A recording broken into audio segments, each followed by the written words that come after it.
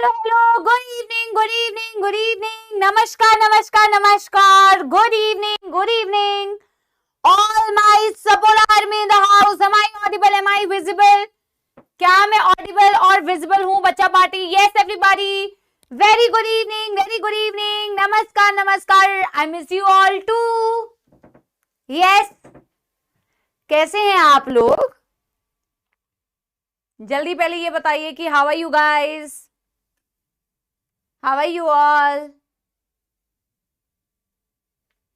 Good evening बच्चों, पढ़ाई करके आए हो पिछली क्लास का? यस।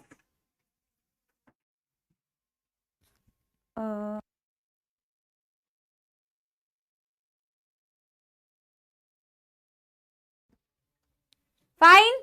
अरे एक बच्चा, बेटा फाइन की स्पेलिंग ये होती है, वी आर फाइन, ये क्या है? और तुम फिर मुझे बोलते हो कि मैम स्पेलिंग गलत लिखी है, स्पेलिंग गलत लिखी है, और तुम क्या लिख रही हो? I am fine, I am totally fine. ठीक है, स्पेलिंग देख लो फाइन की, ये है मेरे प्यारे सपोले हैं। चलो बहुत शानदार। तो बेटा पहले हम पिछली क्लास की रिवीजन करेंगे, जो कि है किसकी? कार्डियक साइकिल की। और फिर बेटा हम आज स्टार्ट करेंगे नया टॉपिक। ठीक है, तुम सही में बेटा सपोले, सही नाम रखा है मैंने तुम्हारा, बिल्कुल सही, सपोले, सारे सपोले। यस ठीक है, हाँ समाप्ति एक्सप्रेस चलाएंगे, समाप्ति एक्सप्रेस चलाएंगे। यस, बहुत शानदार, बहुत शानदार, बहुत शानदार मेरे प्यारे प्यारे जग से न्यारे बच्चों का आज जो टॉपिक होने वाला है वो है ECG, double circulation, motor circulation, coronary circulation, blood vessel. मुझे पता है कि हम इतना टारगेट नहीं कर पाएंगे, मैंने लिख लिया है, पर हम, आवाज बफर हो रही है क्या? आवाज चेक करो तो, ऑडियो जब हमने सुना है रिकॉर्ड करते हुए, टेस्ट करते हुए, तब क्यों नहीं खराब आई है?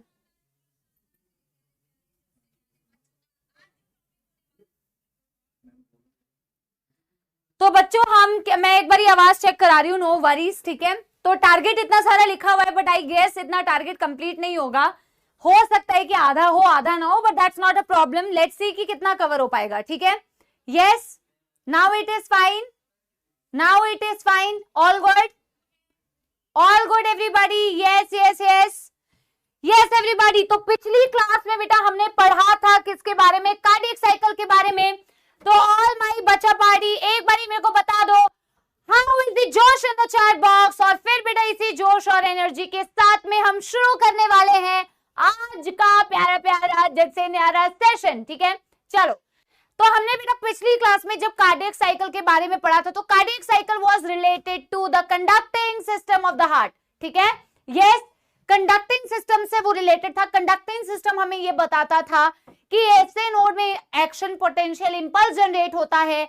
बेटा अभी रिवीजन हो रहा है, तो सारे बच्चे अपनी नोटबुक खोल के रिवाइज करो सिर्फ। ठीक है, बहुत बढ़िया, बहुत ही बढ़िया। देख रहे हो कमेंट्स, बेटा आग लगी है कमेंट्स में। ठीक है, हाँ, तो बेटा ऐसे नोड से इंपल्स जनरेट होता है, वो भेजता है सिग्नल दोनों एट्रिया को, जिससे दोनों एट्रिया का कॉन्ट्रैक्शन हो। ऐसे नोड से इंफॉर्मेशन जाती है एवी नोड से इंफॉर्मेशन जाती है बंडल ऑफ एज से इंफॉर्मेशन जाती है पुरकिंजे फाइबर से। यस, एसी चलाओ पर 24 में चलाओ। हाँ,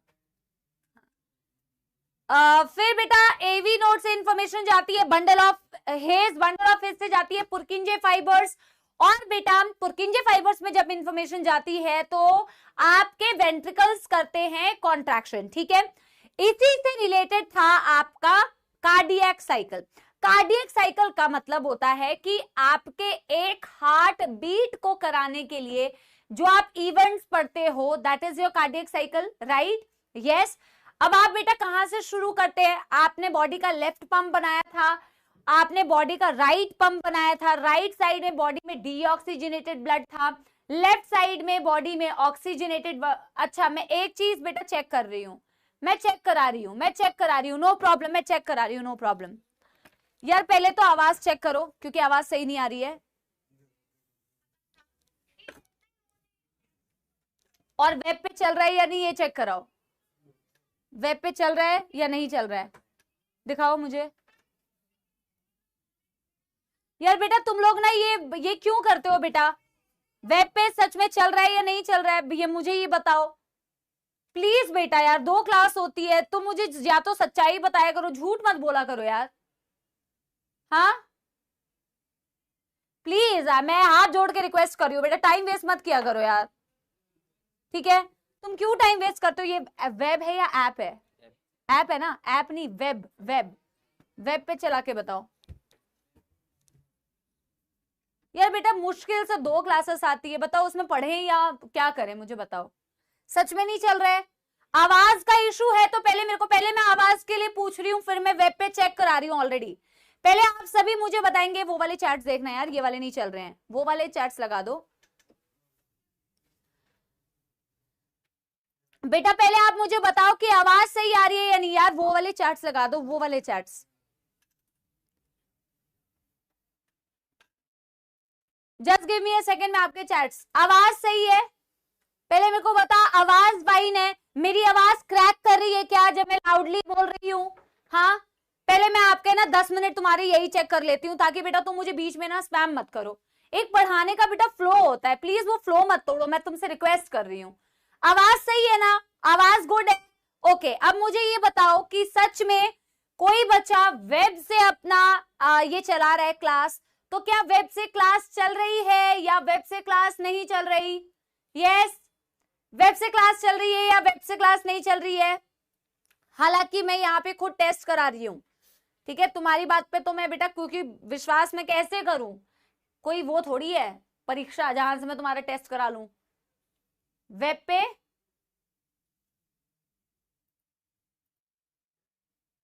ये वेब ही है ना यार? फिर कैसे यार, चल तो रही है तो फिर बेटा काहे को स्पैम कर रहे हो? वॉइस का मैं समझ सकती हूँ, चलो तुम्हारा एक बार वो हुआ था, अभी ठीक है ना? अभी मैं स्टार्ट कर रही हूँ बेटा, मैंने कमेंट्स ऑफ कर दूंगी अगर ना मुझे झूठे में तुम लोग कुछ बोलोगे, ठीक है? मैं तुमसे रिक्वेस्ट कर रही हूँ बच्चों, तुम्हें मेरी क्लास अच्छी नहीं लगती या मैं अच्छी नहीं लगती यार? क्यों, मैं चली जाती हूँ बताओ? तो मेरे से पढ़ लो ना बच्चों, इतने पढ़ाने के मन से आई हूं मैं। हाँ चलो स्टार्ट करते हैं बच्चों, मैं चैट्स ऑफ कर दूंगी। अब मैं शुरू कर रही हूँ कार्डियक साइकिल। एक कार्डियक साइकिल का मतलब होता है एक हार्ट बीट, जो कि होती है 0.8 सेकेंड्स के लिए।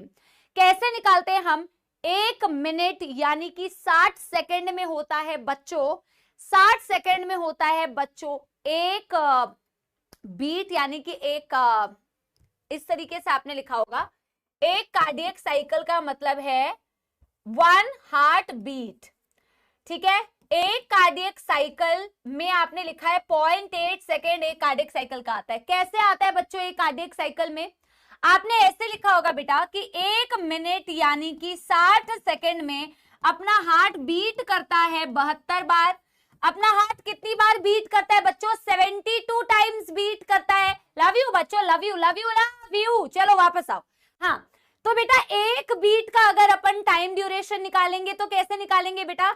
60/72, राइट?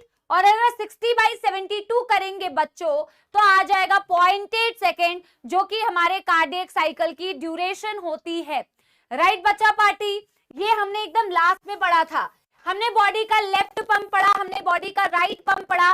राइट साइड में डीऑक्सीजनेटेड ब्लड, लेफ्ट साइड में ऑक्सीजनेटेड ब्लड। लेकिन it is not a simple process, जो कि हम बोले कि यार सुपीरियर वीना केवा से इंफीरियर वीना केवा से ब्लड आया डीऑक्सीजनेटेड पूरी बॉडी पार्ट से राइट एट्रियम, ट्राइकस्पिड से होता हुआ वो गया राइट वेंट्रिकल, और सेमिल्यूनर वाल्व से होते हुए वो गया पल्मोनरी आर्टरी। इतनी आसानी से बेटा ये फ्लो ऑफ ब्लड ऐसे नहीं हो जाता कि वेंट्रिकल से अपने आप पल्मोनरी आर्टरी में ब्लड चला गया, right? In the same way बच्चों अगर मैं ये क्या हो रहा है? क्या ये स्पैमिंग है? तू सुन रहा है ना? आवाज सही है?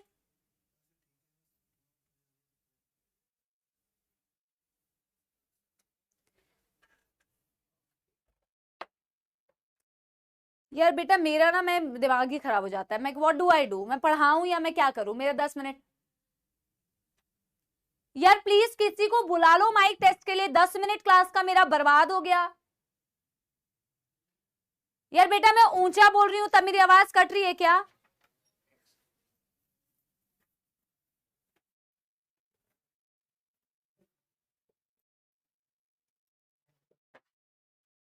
बेटा 1 सेकेंड दो।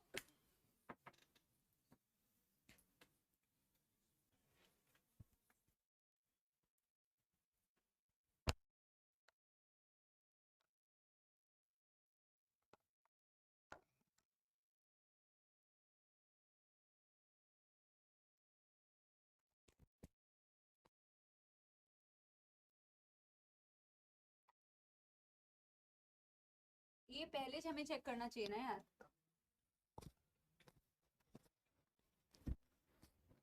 अभी बताओ आवाज, अभी बताओ आवाज,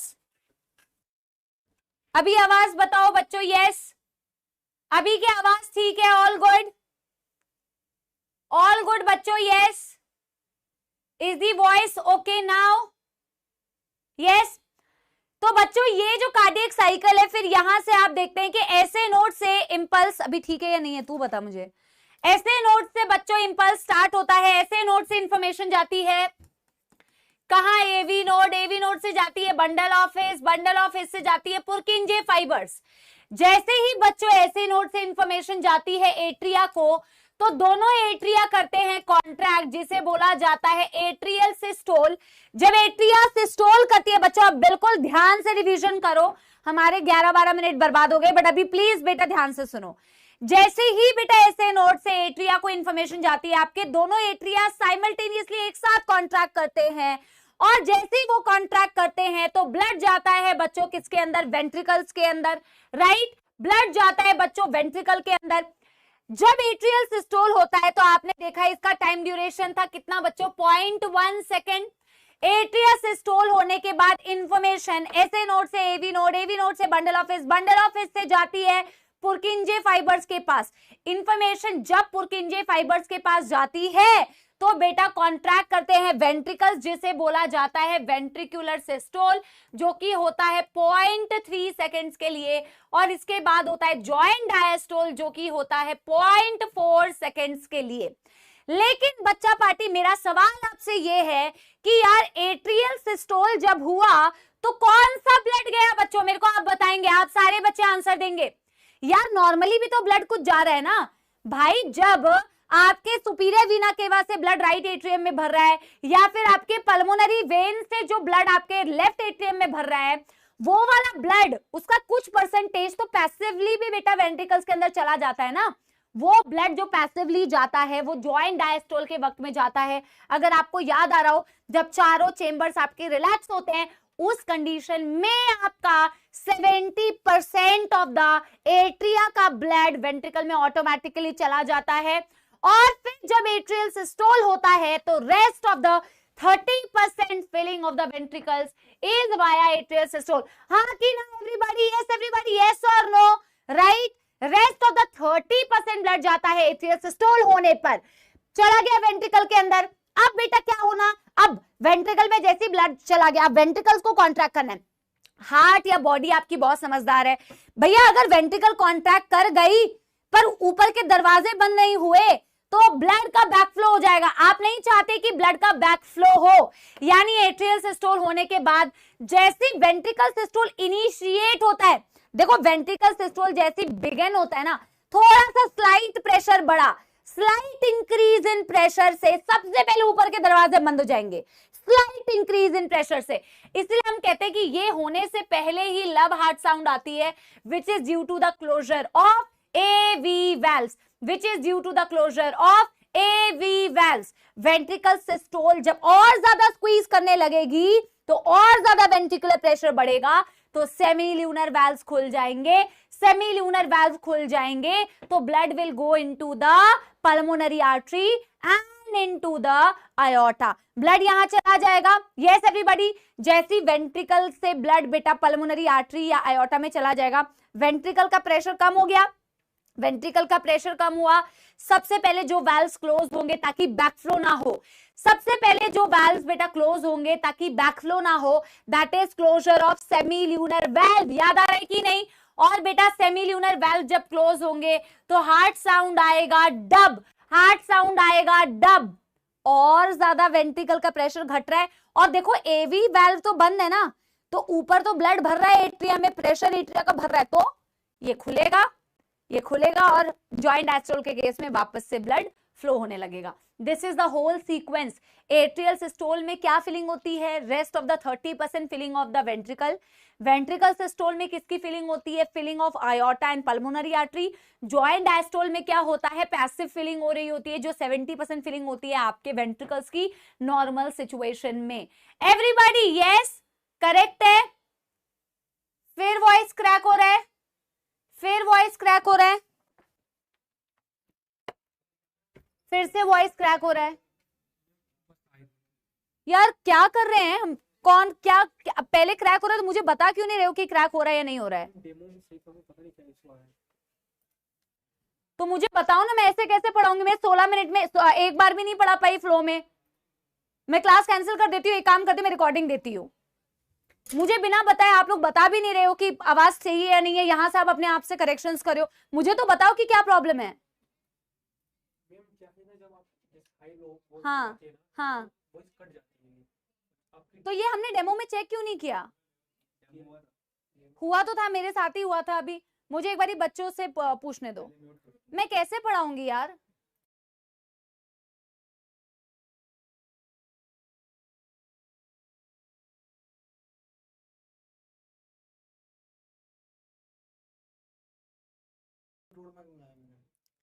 आप मुझे कह रहे हो कि बीच बीच में आवाज क्रैक कर रही है, फिर आप कह रहे हो सही आ रही है। मैं क्या कैसे पढ़ाऊं? आधा घंटा होने वाला है। How do I teach you? Should I give you recorded session? What do I do?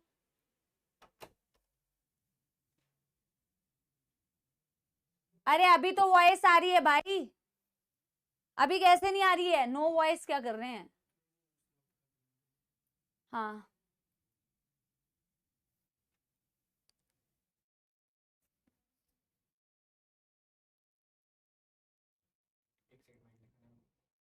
उसने अभी माइक चेक चेंज किया अभी दोबारा।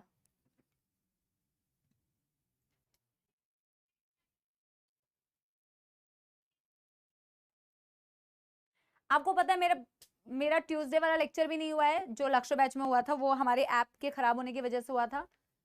ऐप के खराब मतलब ऐप के प्रॉब्लम की वजह से हुआ था। और अभी आपकी क्लास है यार, मैं क्लास लेना चाहती हूँ भाई, मुझे पढ़ाना है। मेरे को बिना पढ़ाए नहीं बैठना है, मेरे को अच्छा नहीं लग रहा है। I want to take the class. How do I take the class? You tell मी।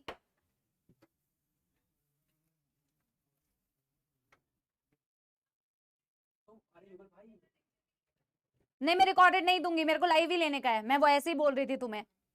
इसका मतलब ये थोड़ी कि मैं तुम्हें रिकॉर्डेड दे दूंगी, मेरे को लाइव लेनी है। मेरे को ये बताओ, अगर मैं इस पिच से बोलूंगी तो तुम्हें सुनाई देगा?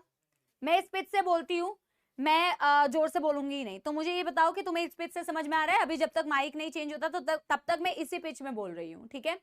मेरे को ये बताओ कि इस पिच में तुम्हें आवाज सही आ रही है? किसी को सुनने के लिए बोल दे यार युगल। इस पिच में तुम्हें आवाज?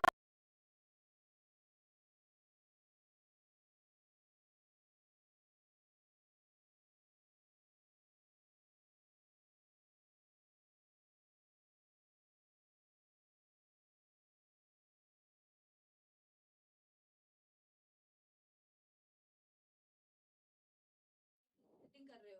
यस मैम, चलेगा। तो मैं ये बता रही थी बच्चों, क्या यार मैं अब क्या बताऊं यार, मैं क्या बताऊं बच्चों? मैं आधे घंटे तक पढ़ा नहीं पाई। म्यूट कर दिया फिर से।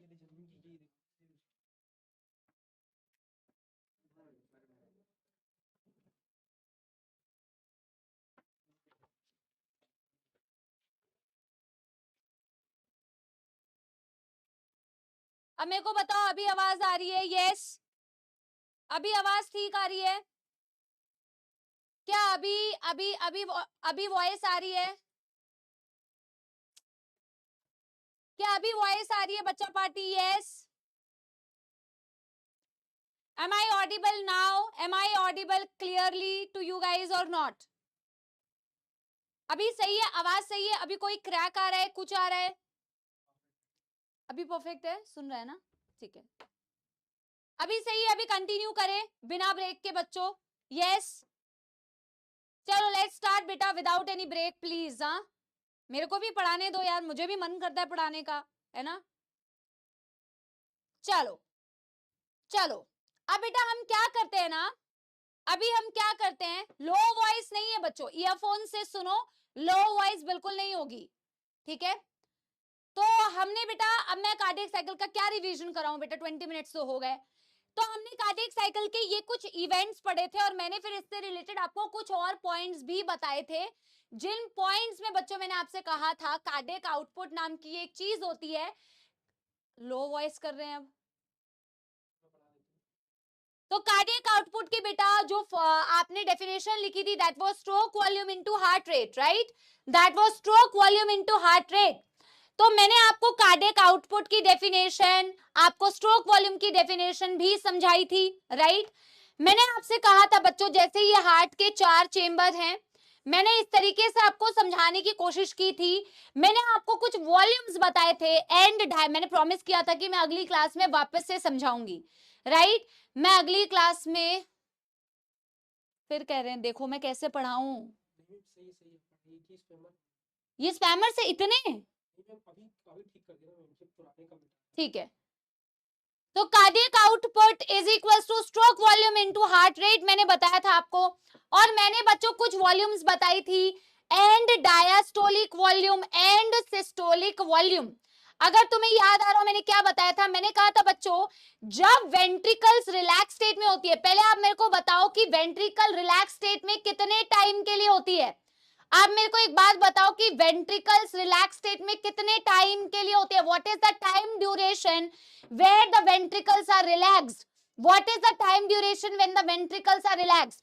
क्योंकि जब वेंट्रिकल रिलैक्स स्टेट में होती है या डायास्टोल स्टेज में होती है, उस स्टेज में बच्चों वेंट्रिकल्स में जो ब्लड प्रेजेंट होता है उसे बोला जाता है and diastolic volume, the volume of blood. Very very good, 0.5 seconds, याद है ना बच्चों। मैंने आपको एक ट्रिक भी बताया था, ventricle systole plus ventricle diastole is equal to 0.8, atrial systole plus atrial diastole is also equal to 0.8। तो जब वेंट्रिकल रिलैक्स स्टेट में होती है, यानी कि डायस्टोल स्टेज में होती है, at the end of ventricular diastole the amount of blood that is present in the ventricle that is called as end diastolic volume, उसकी वैल्यू थी बच्चों 120 ml, उसकी वैल्यू थी 120 ml। हम कहते हैं कि भैया जैसे ही वेंट्रिकल्स कॉन्ट्रैक्ट करते हैं तो वेंट्रिकल्स में से कुछ ब्लड यहां से पंप आउट हो जाता है, वेंट्रिकल्स में से कुछ ब्लड यहां से पंप आउट हो जाता है। द अमाउंट ऑफ ब्लड जो वेंट्रिकल के कॉन्ट्रैक्ट करने पर, जैसे गुब्बारे में पानी भर दो, गुब्बारे का मुंह अगर खुला हुआ है तो मैंने गुब्बारे को पिचकाया तो गुब्बारे से कुछ पानी बाहर गया, तो जो वैल्यू बेटा यहां से ब्लड का बाहर जाता है, that volume of blood is 70 ml and that volume of blood is called as stroke volume. उसको वन साइड में, बच्चों को आवाज आ रही है प्लीज चेक, बच्चे के कमेंट्स आप देख रहे हो ना, हेडफोन के वन साइड में आ रही है। मुझे सुनाओ एक बार मेरी आवाज, मैं चेक करके बताती हूँ, एक काम करती हूँ मैं ये चेक कर लेती हूँ। नहीं मेरे को ईयरफोन्स में बताओ बच्चों के, यार बच्चों यार तुम बिना ईयरफोन के देख लो यार, नॉर्मल सुन लो बच्चों प्लीज।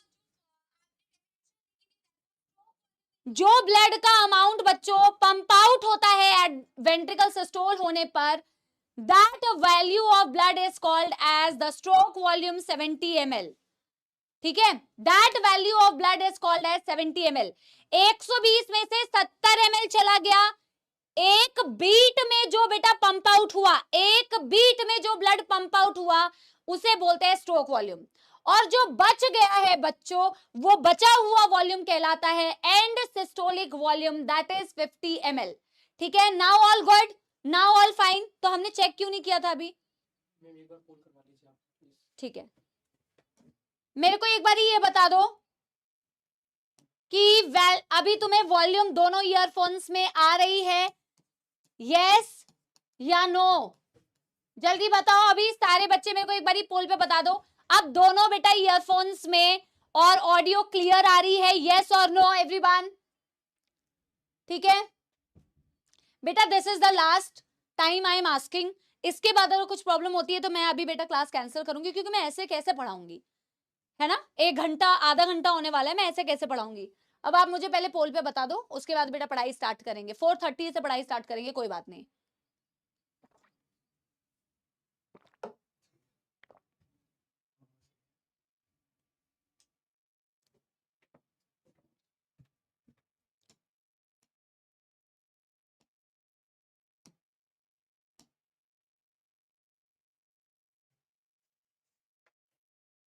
ये क्या है बेटा, ये क्या है, ये क्या है? तुम कुछ भी करते हो यार। 80% बच्चों का आ रहा है, अभी भी 80% का ही आ रहा है, बट 80% का आ रहा है मतलब सही आ रही है, ठीक है। अब बेटा देखो, मैं इससे ज्यादा कुछ नहीं कर सकती, मुझे पढ़ाने दो, अब मैं पढ़ा रही हूँ, ठीक है। अब अगर वॉइस में कोई प्रॉब्लम आई तो I will have to cancel the lecture and I will be extremely sorry for that. It is not my mistake and I tried in my full capacity to teach you guys. इतने अच्छे mood से आती हूँ क्योंकि of course पूरे हफ्ते में 2 classes होती है बच्चों, पूरे मन से मैं तुम्हारी क्लास लेने के लिए आती हूँ एंड मैं भी तुम्हारी जैसे ही बहुत एक्साइटेड रहती हूँ कि जेन्युइनली बता रही हूँ, फेक नहीं रही हूँ, ठीक है। कि एक तो क्लास होगी, टॉपिक भी इतना अच्छा चल रहा है, फिर बेटा ऐसी स्पैमिंग होती है ना तो मन एकदम वैसा हो जाता है, ठीक है। तो like you guys are excited, I am also excited, but I sometimes I wonder, is it spamming, is it genuine, what do I do? मेरे स्थिति को तुम समझ नहीं पाओगे, ठीक है। अभी सुनो बेटा, मैं ये वाला लास्ट अब बता रही हूँ। तो जब वेंट्रिकल रिलैक्स स्टेट में थे, वेंट्रिकल में जितना ब्लड भरा जो कि 120 ml था बच्चों, वो ब्लड था आपका and diastolic volume.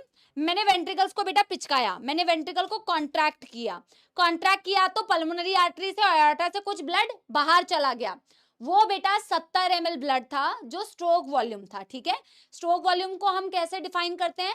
Amount of blood pumped by each ventricle पर बीट। बच्चों मेरी बात ध्यान से सुनना, पर बीट, यही सवाल पेपर में आता है। आप देख लेना, कुछ इधर उधर से नहीं आएगा, लेकिन ये छोटी बातें आप भूल जाते हो।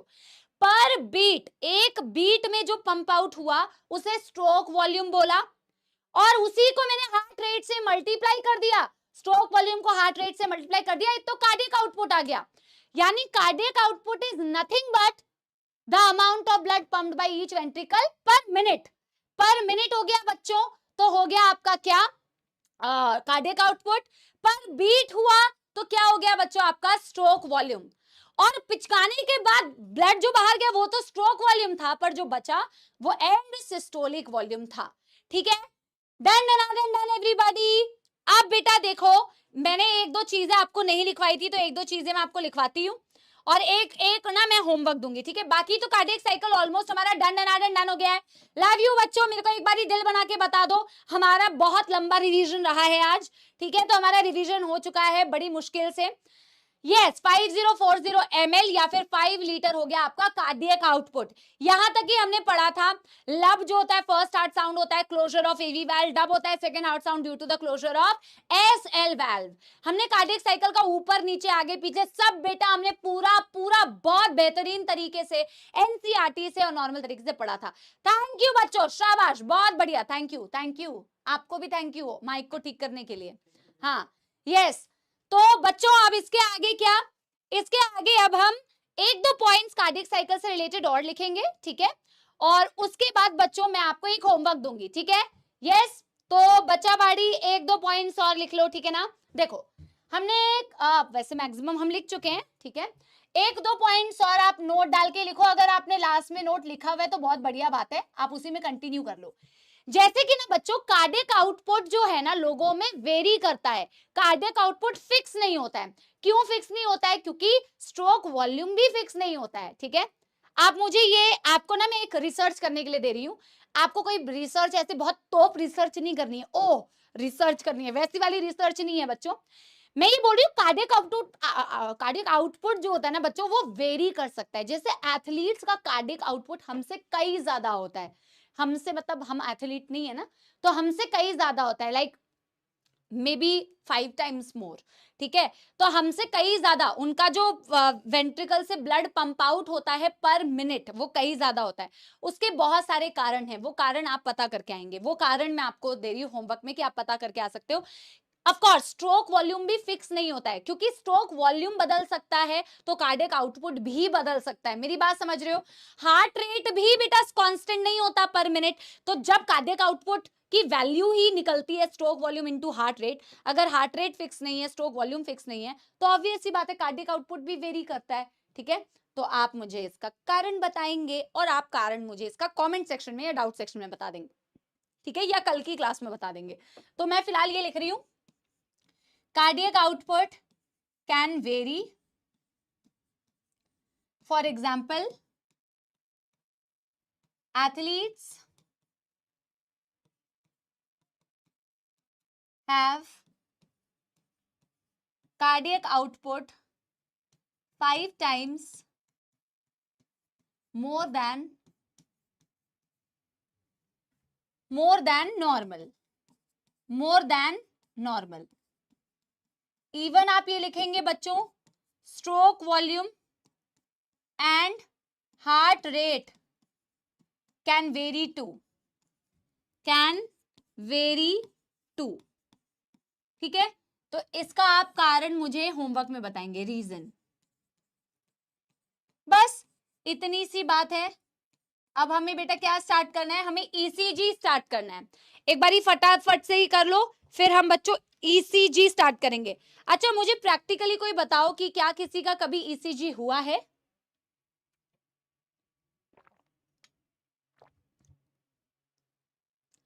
क्या कभी किसी का ईसीजी हुआ है? बच्चों अगर किसी का वेब पे नहीं चल रहा है तो प्लीज ऐप डाउनलोड करो और ऐप पे चलाओ। अभी मैं इसका सोल्यूशन अब क्लास के बाद ही निकाल सकती हूँ, किसी से पूछ के कि वेब पे चल रहा है या नहीं चल रहा है, क्यों नहीं। ईसीजी कभी किसी का नहीं हुआ है? नेवर। वाओ, बहुत ही सरप्राइजिंग बात है, ईसीजी कभी किसी का नहीं हुआ। मेरा ईसीजी हुआ था when I was in 11th standard. मैं 11th स्टैंडर्ड में थी, तो मेरा पता है ईसीजी होने का क्या कारण था। अच्छा ईसीजी तुम्हें पता है कि क्या होता है? हुआ है या नहीं हुआ ये तो बाद की बात है, पहले पता तो हो कि होता क्या है। ऐसा सा कुछ होता है, मैं आपको दिखा देती हूँ। ऐसा सा कुछ होता है बच्चों, ये इमेज देख रहे हो, थोड़ी सी ना बेटा धुंधली इमेज है, मैंने पहले ना ध्यान नहीं दिया कि ये वाली थोड़ी सी धुंधली सी इमेज है, बट एक इमेज तुम्हें दिख पा रही होगी। इसे छोटा नहीं कर सकते इमेज को, कुछ ऐसा सा जैसे तुम यहाँ पे देख रहे हो ना, एक बंदा है, एक पेशेंट है, पेशेंट के देखो कितनी सारी लीड्स लगी हुई है। ये वाला पेशेंट देखो, इस पेशेंट को कितनी सारी लीड लगी हुई है। लीड मतलब ऐसे चिपकाया हुआ है कुछ कुछ इलेक्ट्रोड्स, है ना। और ये साइड में एक मॉनिटर लगा हुआ है, एक स्क्रीन लगा हुआ है। ये मैडम डॉक्टर मैडम है, डॉक्टर मैडम, और ये मशीन है और ये बंदा है, ठीक है। इसके मशीन लगी हुई है, आपको दिख रहा है, आपको दिख रहा है। कुछ इस तरीके का प्रोसेस होता है, कुछ इस तरीके का प्रोसेस होता है। अब मैं आपको पहले बताती हूँ करते क्या है, ठीक है। ये तो आपने नोट कर लिया होगा, ये तो आपने नोट कर लिया होगा, राइट। अब देखो, आपके हार्ट इंपॉर्टेंट है या नहीं, हार्ट इंपॉर्टेंट है या नहीं, यस और नो। कोई तो नो तो बोलेगा नहीं, सब ऐसे बोलेंगे कि ऑफ कोर्स मैम इंपॉर्टेंट है। दिल तो बच्चा है जी, ठीक है, दिल बहुत जरूरी है जी, ठीक है, दिल बच्चा हो या ना हो, ठीक है, दिल बहुत जरूरी है। हाँ, तो दिल बहुत जरूरी है क्योंकि हार्ट की फंक्शनिंग आपको पता है, हार्ट इज द ऑर्गन जो आपकी पूरी बॉडी को पंप कर रहा है। अब आपकी हार्ट की जो एक्टिविटी है वो नॉर्मल है या नहीं है, उसको जानने के लिए हम ईसीजी का यूज करते हैं। तो to know the electrical activity of the heart, बेटा ये इलेक्ट्रिकल एक्टिविटी तो है ना, आपका एसए नोड इंपल्स जनरेट कर रहा है, एवी नोड को भेज रहा है, एवी नोड से पुरकिंजे फाइबर्स, पुरकिंजे हार्ट कॉन्ट्रैक्ट रिलैक्स। आज मैं आपको वो नए टर्म से इंट्रोड्यूस करने वाली हूँ जो आपको आगे जाके न्यूरल कंट्रोल एंड कोऑर्डिनेशन वाले चैप्टर में पढ़ना है। बट आई प्रॉमिस मैं आपको बहुत ही एक आम तरीके से उसे समझाने की कोशिश करूंगी ताकि तुम्हें अभी भी ना वो समझ में आ जाए, भले ही तुमने वो चैप्टर ना पढ़ा हो, ठीक है। तो हमारी जो हार्ट की एक्टिविटी है ना बेटा, वो नॉर्मल है या एबनॉर्मल है, उसे जानने के लिए to know the electrical activity of the heart what we do is ECG. तो ईसीजी में तुम्हें एक डिवाइस दिख रही है और उस डिवाइस में तुम्हें एक ग्राफ दिख रहा है। तो बेटा मजे की बात यह है, सुनिए सुनिए बिल्कुल ध्यान से सुनिए, मजे की बात यह है कि ईसीजी इलेक्ट्रोकार्डियोग्राफ, जिस टर्म में ग्राफ वर्ड आ रहा है ना, इलेक्ट्रोकार्डियोग्राफ, वो ग्राफ नहीं है, वो मशीन है। Electrocardiograph is a device that is used to obtain electrocardiogram, which is the graph. समझ आया तुम्हें मैंने क्या बोला? जो ग्राफ है वो ग्राफ नहीं है, जो ग्राफ है वो डिवाइस है। So electrocardiograph is the device used to obtain a graphical representation of the electrical activity of the heart, which is called as electrocardiogram. जो ग्राम है वो ग्राफ है। अब मैंने इतनी बार बोल दिया है तो मैं एक बार ये लिख देती हूँ, ठीक है। तो मजा आया यस एवरीबॉडी ये जानकर आप लोगों को? तो इलेक्ट्रिकल एक्टिविटी आपके हार्ट की जानने के लिए, इलेक्ट्रिकल आपके कार्डियक साइकिल के इवेंट को जानने के लिए आप इस मशीन का यूज करते हैं कि नॉर्मल काम कर लेला है कि नहीं कर लेला है, ठीक है। यस, तो हम लिखते हैं इलेक्ट्रो, एनसीईआरटी ने वैसे ग्राफ लिखा होगा, मशीन लिखा होगा, मैं एनसीईआरटी वाला ही लिखती हूँ। एनसीईआरटी ने ना यहाँ पे लिखा है जैसे graph is the device, electro cardio graph. अच्छा तुमने देखा है बेटा, तुम कैसे कह रहे हो कि तुमने नहीं देखा है? तुमने देखा है बच्चों, तुम कैसी बातें कर रहे हो कि तुमने नहीं देखा है? तुमने मूवीज में नहीं देखा है? पेशेंट लेटा होता है, साइड में मशीन लगी होती है, फिर बोलते हैं, फिर वो पेशेंट धीरे धीरे ओ गॉड करके बेटा पेशेंट क्या मर गया, ठीक है, पेशेंट मर जाता है और लाइन आती है बीप पी करके, पी करके मॉनिटर में करके पेशेंट मरा, और पी करके जो लाइन आती है उसे क्या बोलते हैं? सीरियल्स में आता है, देखा है ना सभी लोगों ने? यस एवरीबॉडी, यस, देखा है सब लोगों ने? यस, याद आ गया? वही है बेटा, वही है। एक पी करके अगर स्ट्रेट लाइन आती है, अगर पी करके एक स्ट्रेट लाइन आती है मतलब बंदा गॉन, ठीक है। और अगर बेटा नॉर्मल ऐसे ऐसे ऐसे ऐसे ऐसे ऐसे ऐसे ऐसे ऐसे ऐसे ऐसे, इसका मतलब ये सही है। और अगर पी करके लाइन आती है मतलब बंदा गॉन। यही है आपका, यही है। अभी मैं आपको समझाती हूँ ये किया कैसे जाता है और क्या प्रोसेस है, ठीक है। तो हम पहले तो बेटा इसकी बात लिखते हैं, that electro cardiograph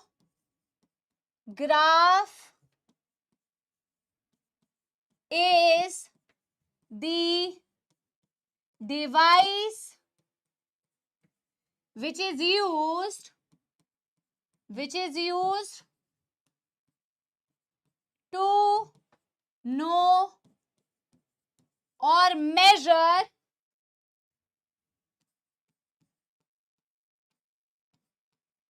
the electrical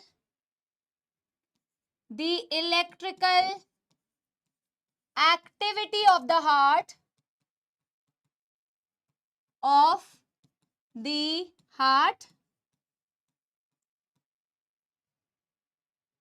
by obtaining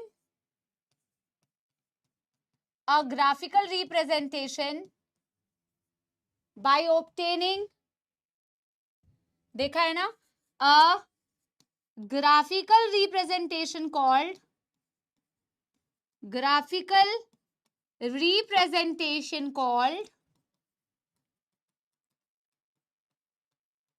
electrocardiogram।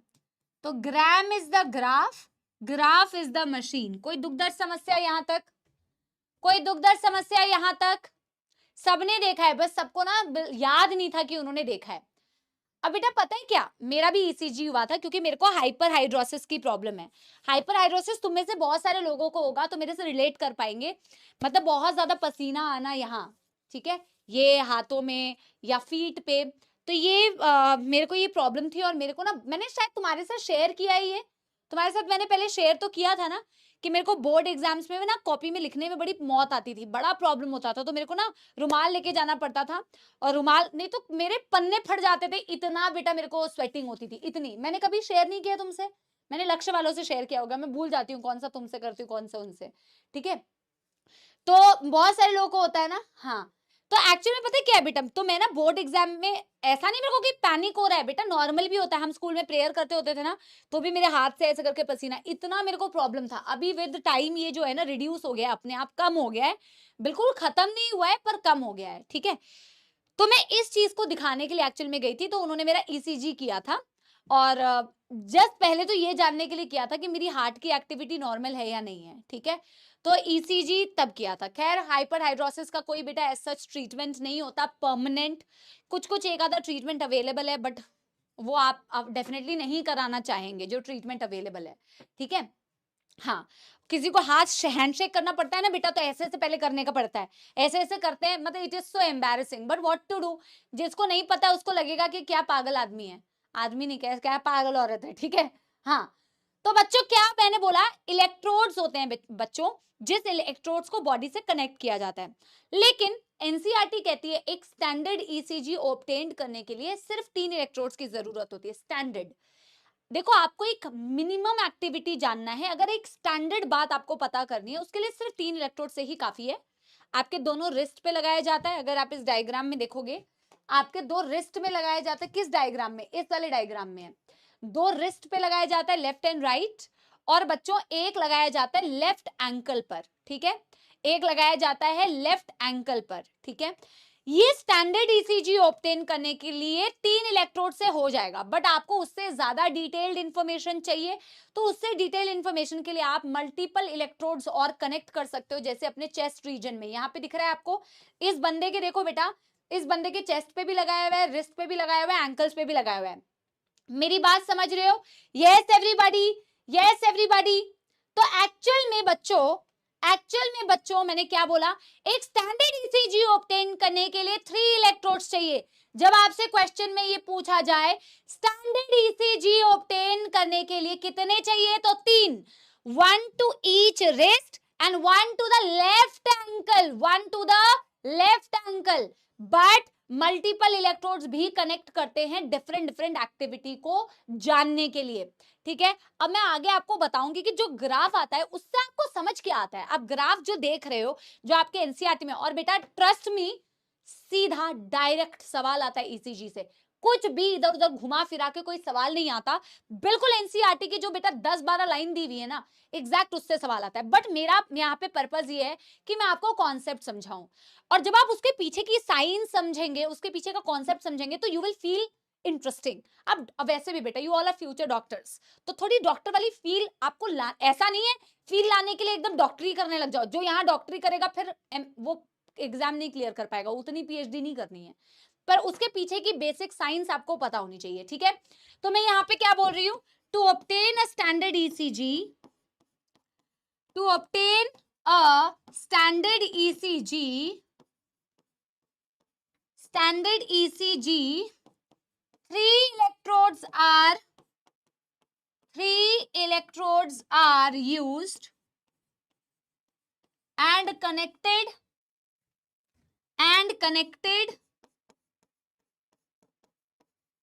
one to each wrist, and one to the left ankle, one to the left ankle, ठीक है, 1 to the left ankle। आगे हम क्या लिख सकते हैं, various electrodes, various other electrodes can be connected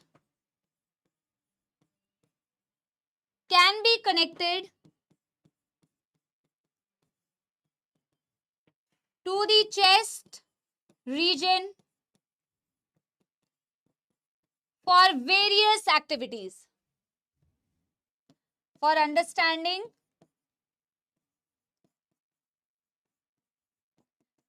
detailed ECG, ऐसे लिख लो। अब हम बेटा ग्राफ बनाएंगे और ग्राफ से समझेंगे कि ग्राफ को आपको कैसे समझना है, ठीक है। यस, जल्दी जल्दी बनाओ, जल्दी जल्दी यहां तक लिखो, फिर हम ग्राफ बना के उसे समझेंगे।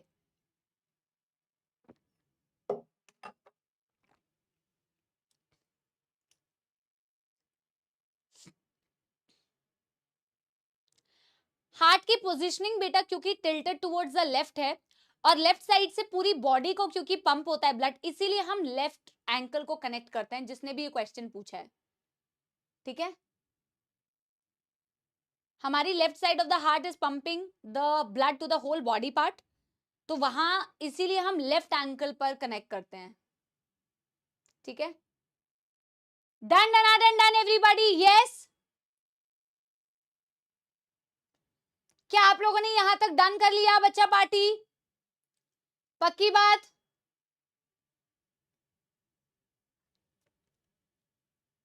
आगे चले फिर, ग्राफ को समझे।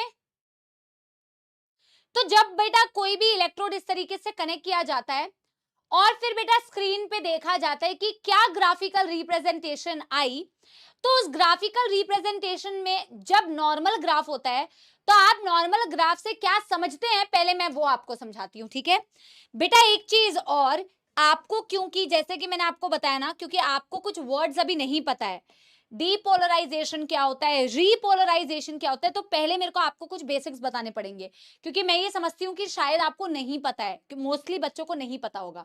जो आप न्यूरल कंट्रोल एंड कोऑर्डिनेशन पढ़ेंगे ना तो आपको एकदम हलवा लगेगा कि कितना हलवा है, बट अभी आपको नहीं पता है ना तो मौत आती है। तो पहले ना बच्चों आपको इन वर्ड्स का मतलब पता होना चाहिए, ठीक है। तो मैं आपको ईसीजी का ग्राफ समझाने से पहले मैं आपको कुछ बेसिक्स समझाना चाहती हूँ, ठीक है। तो हम कैसे लिखेंगे बेटा, बेसिक्स ऐसे करके आप लिखो, बेसिक्स फॉर द टॉपिक, ठीक है, basics for the topic.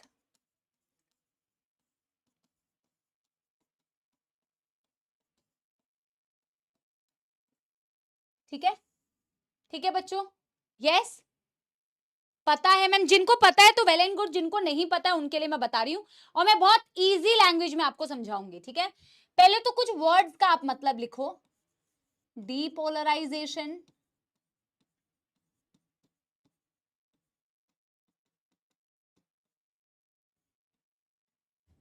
leads to systole, repolarization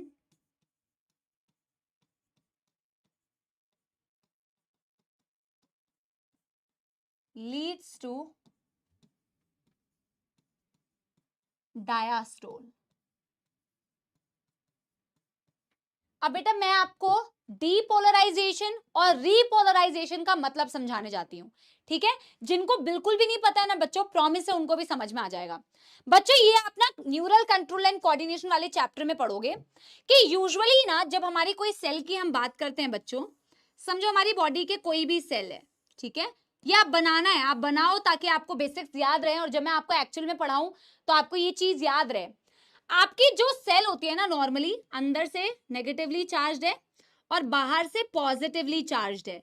ये आपकी नॉर्मल बॉडी की मोस्टली सेल्स जो होती है ना वो इस कंडीशन में एग्जिस्ट करती है कि किसी भी सेल की जो मेम्ब्रेन है वो अंदर से नेगेटिव चार्ज बाहर से पॉजिटिव चार्ज होती है जब वो रेस्ट स्टेट पर होती है। जब वो किस स्टेट पे होती है, रेस्टिंग स्टेट पर होती है, यानी उसको किसी ने नहीं छेड़ा।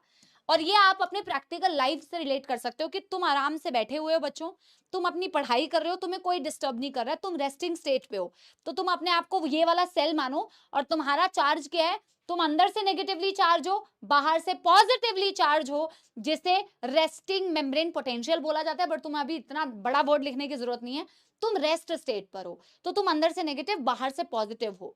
अब तुम्हें किसी ने छेड़ा, तुम्हारे भाई ने आके बेटा तुम्हारे सर पे रिमोट बजा दिया, तो उसने तुम्हें क्या दिया, स्टिमुलस दिया, ठीक है। समझ आ रही है बच्चों बात, किसी ने तुम्हारे सर पे रिमोट बजाया तो अभी तक तुम रेस्ट थे, आराम फरमा रहे थे, अब तुम्हें किसी ने स्टिमुलस दे दिया। तो स्टिमुलस देने पर वैसे तो बेटा बहुत सारा कार्यक्रम होता है, आयन चैनल्स, गेटेड चैनल्स खुलते हैं, बट वो तुम्हें मैं अभी नहीं बताऊंगी। मैं तुम्हें बता रही हूँ कि भैया जैसे ही सेल को किसी ने क्या दिया, स्टिमुलस, जैसे किसी ने रिमोट बजाया, अब सेल के तो कोई रिमोट नहीं बजाएगा ना बेटा, सेल के पास जैसे स्टिमुलस आता है तो कुछ ऐसे चेंजेस होते हैं जिससे कि आगे जाके सेकेंड स्टेप में, बेटा ये फर्स्ट स्टेप है, तो ये जो सेल है ना बेटा, अब ये आगे से क्या हो जाएगा, अब ये अंदर से मेम्ब्रेन पॉजिटिव और बाहर से नेगेटिव, मेम्ब्रेन बदल गई, इसके जज्बात बदल गए। तुम कह रहे हो मैम, बच्चा कह रहे हम बदला लेगा, हम बदला लेगा अपने भाई से, फिर बेटा तुम दोनों की पिटाई होगी। मम्मियां तो दोनों की पिटाई करती है, मम्मियां दोनों की चप्पल बजाएगी। मम्मियां अगर दो बच्चों की लड़ाई होती है ना तो दोनों के बेटा इक्वल बजाती है, ठीक है। हाँ बड़ा वाला होगा तो उसकी ज्यादा बजाएगी शायद, ठीक है। तो तुम तो बदला लोगे क्योंकि तुमने एक रिस्पॉन्स शो किया, तुम्हारे सर पे रिमोट बजाया तो तुम्हारे में चेंज हुआ। तुम्हारे में क्या चेंज हुआ, स्माइलिंग मुंह से गुस्से वाला मुंह बन गया, अभी बताता हूं, ठीक है। तो तुम्हारे में जो चेंज हुआ उस चेंज को सेल के रिस्पेक्ट में तुम बोलोगे कि रेस्ट से मेम्ब्रेन क्या हो गई, रेस्ट से मेम्ब्रेन हो गई डीपोलराइज, या डीपोलराइजेशन। बेटा मैं तुम्हें ना सबसे इजीएस्ट लैंग्वेज में समझाने की कोशिश कर रही हूँ, इससे ज्यादा इजी मैं नहीं जा पाऊंगी, ठीक है। यस एवरीबॉडी, यस यस, ठीक है। हाँ, मेरे साथ बहुत ऐसा हुआ है, मैं तुम्हें अभी कहानी बताऊंगी बेटा, जो मैं पिटी हूं ना, मैं क्या बताऊं, ठीक है। So relatable, it is relatable, you have to relate your subject, that is going to make your subject fun to learn.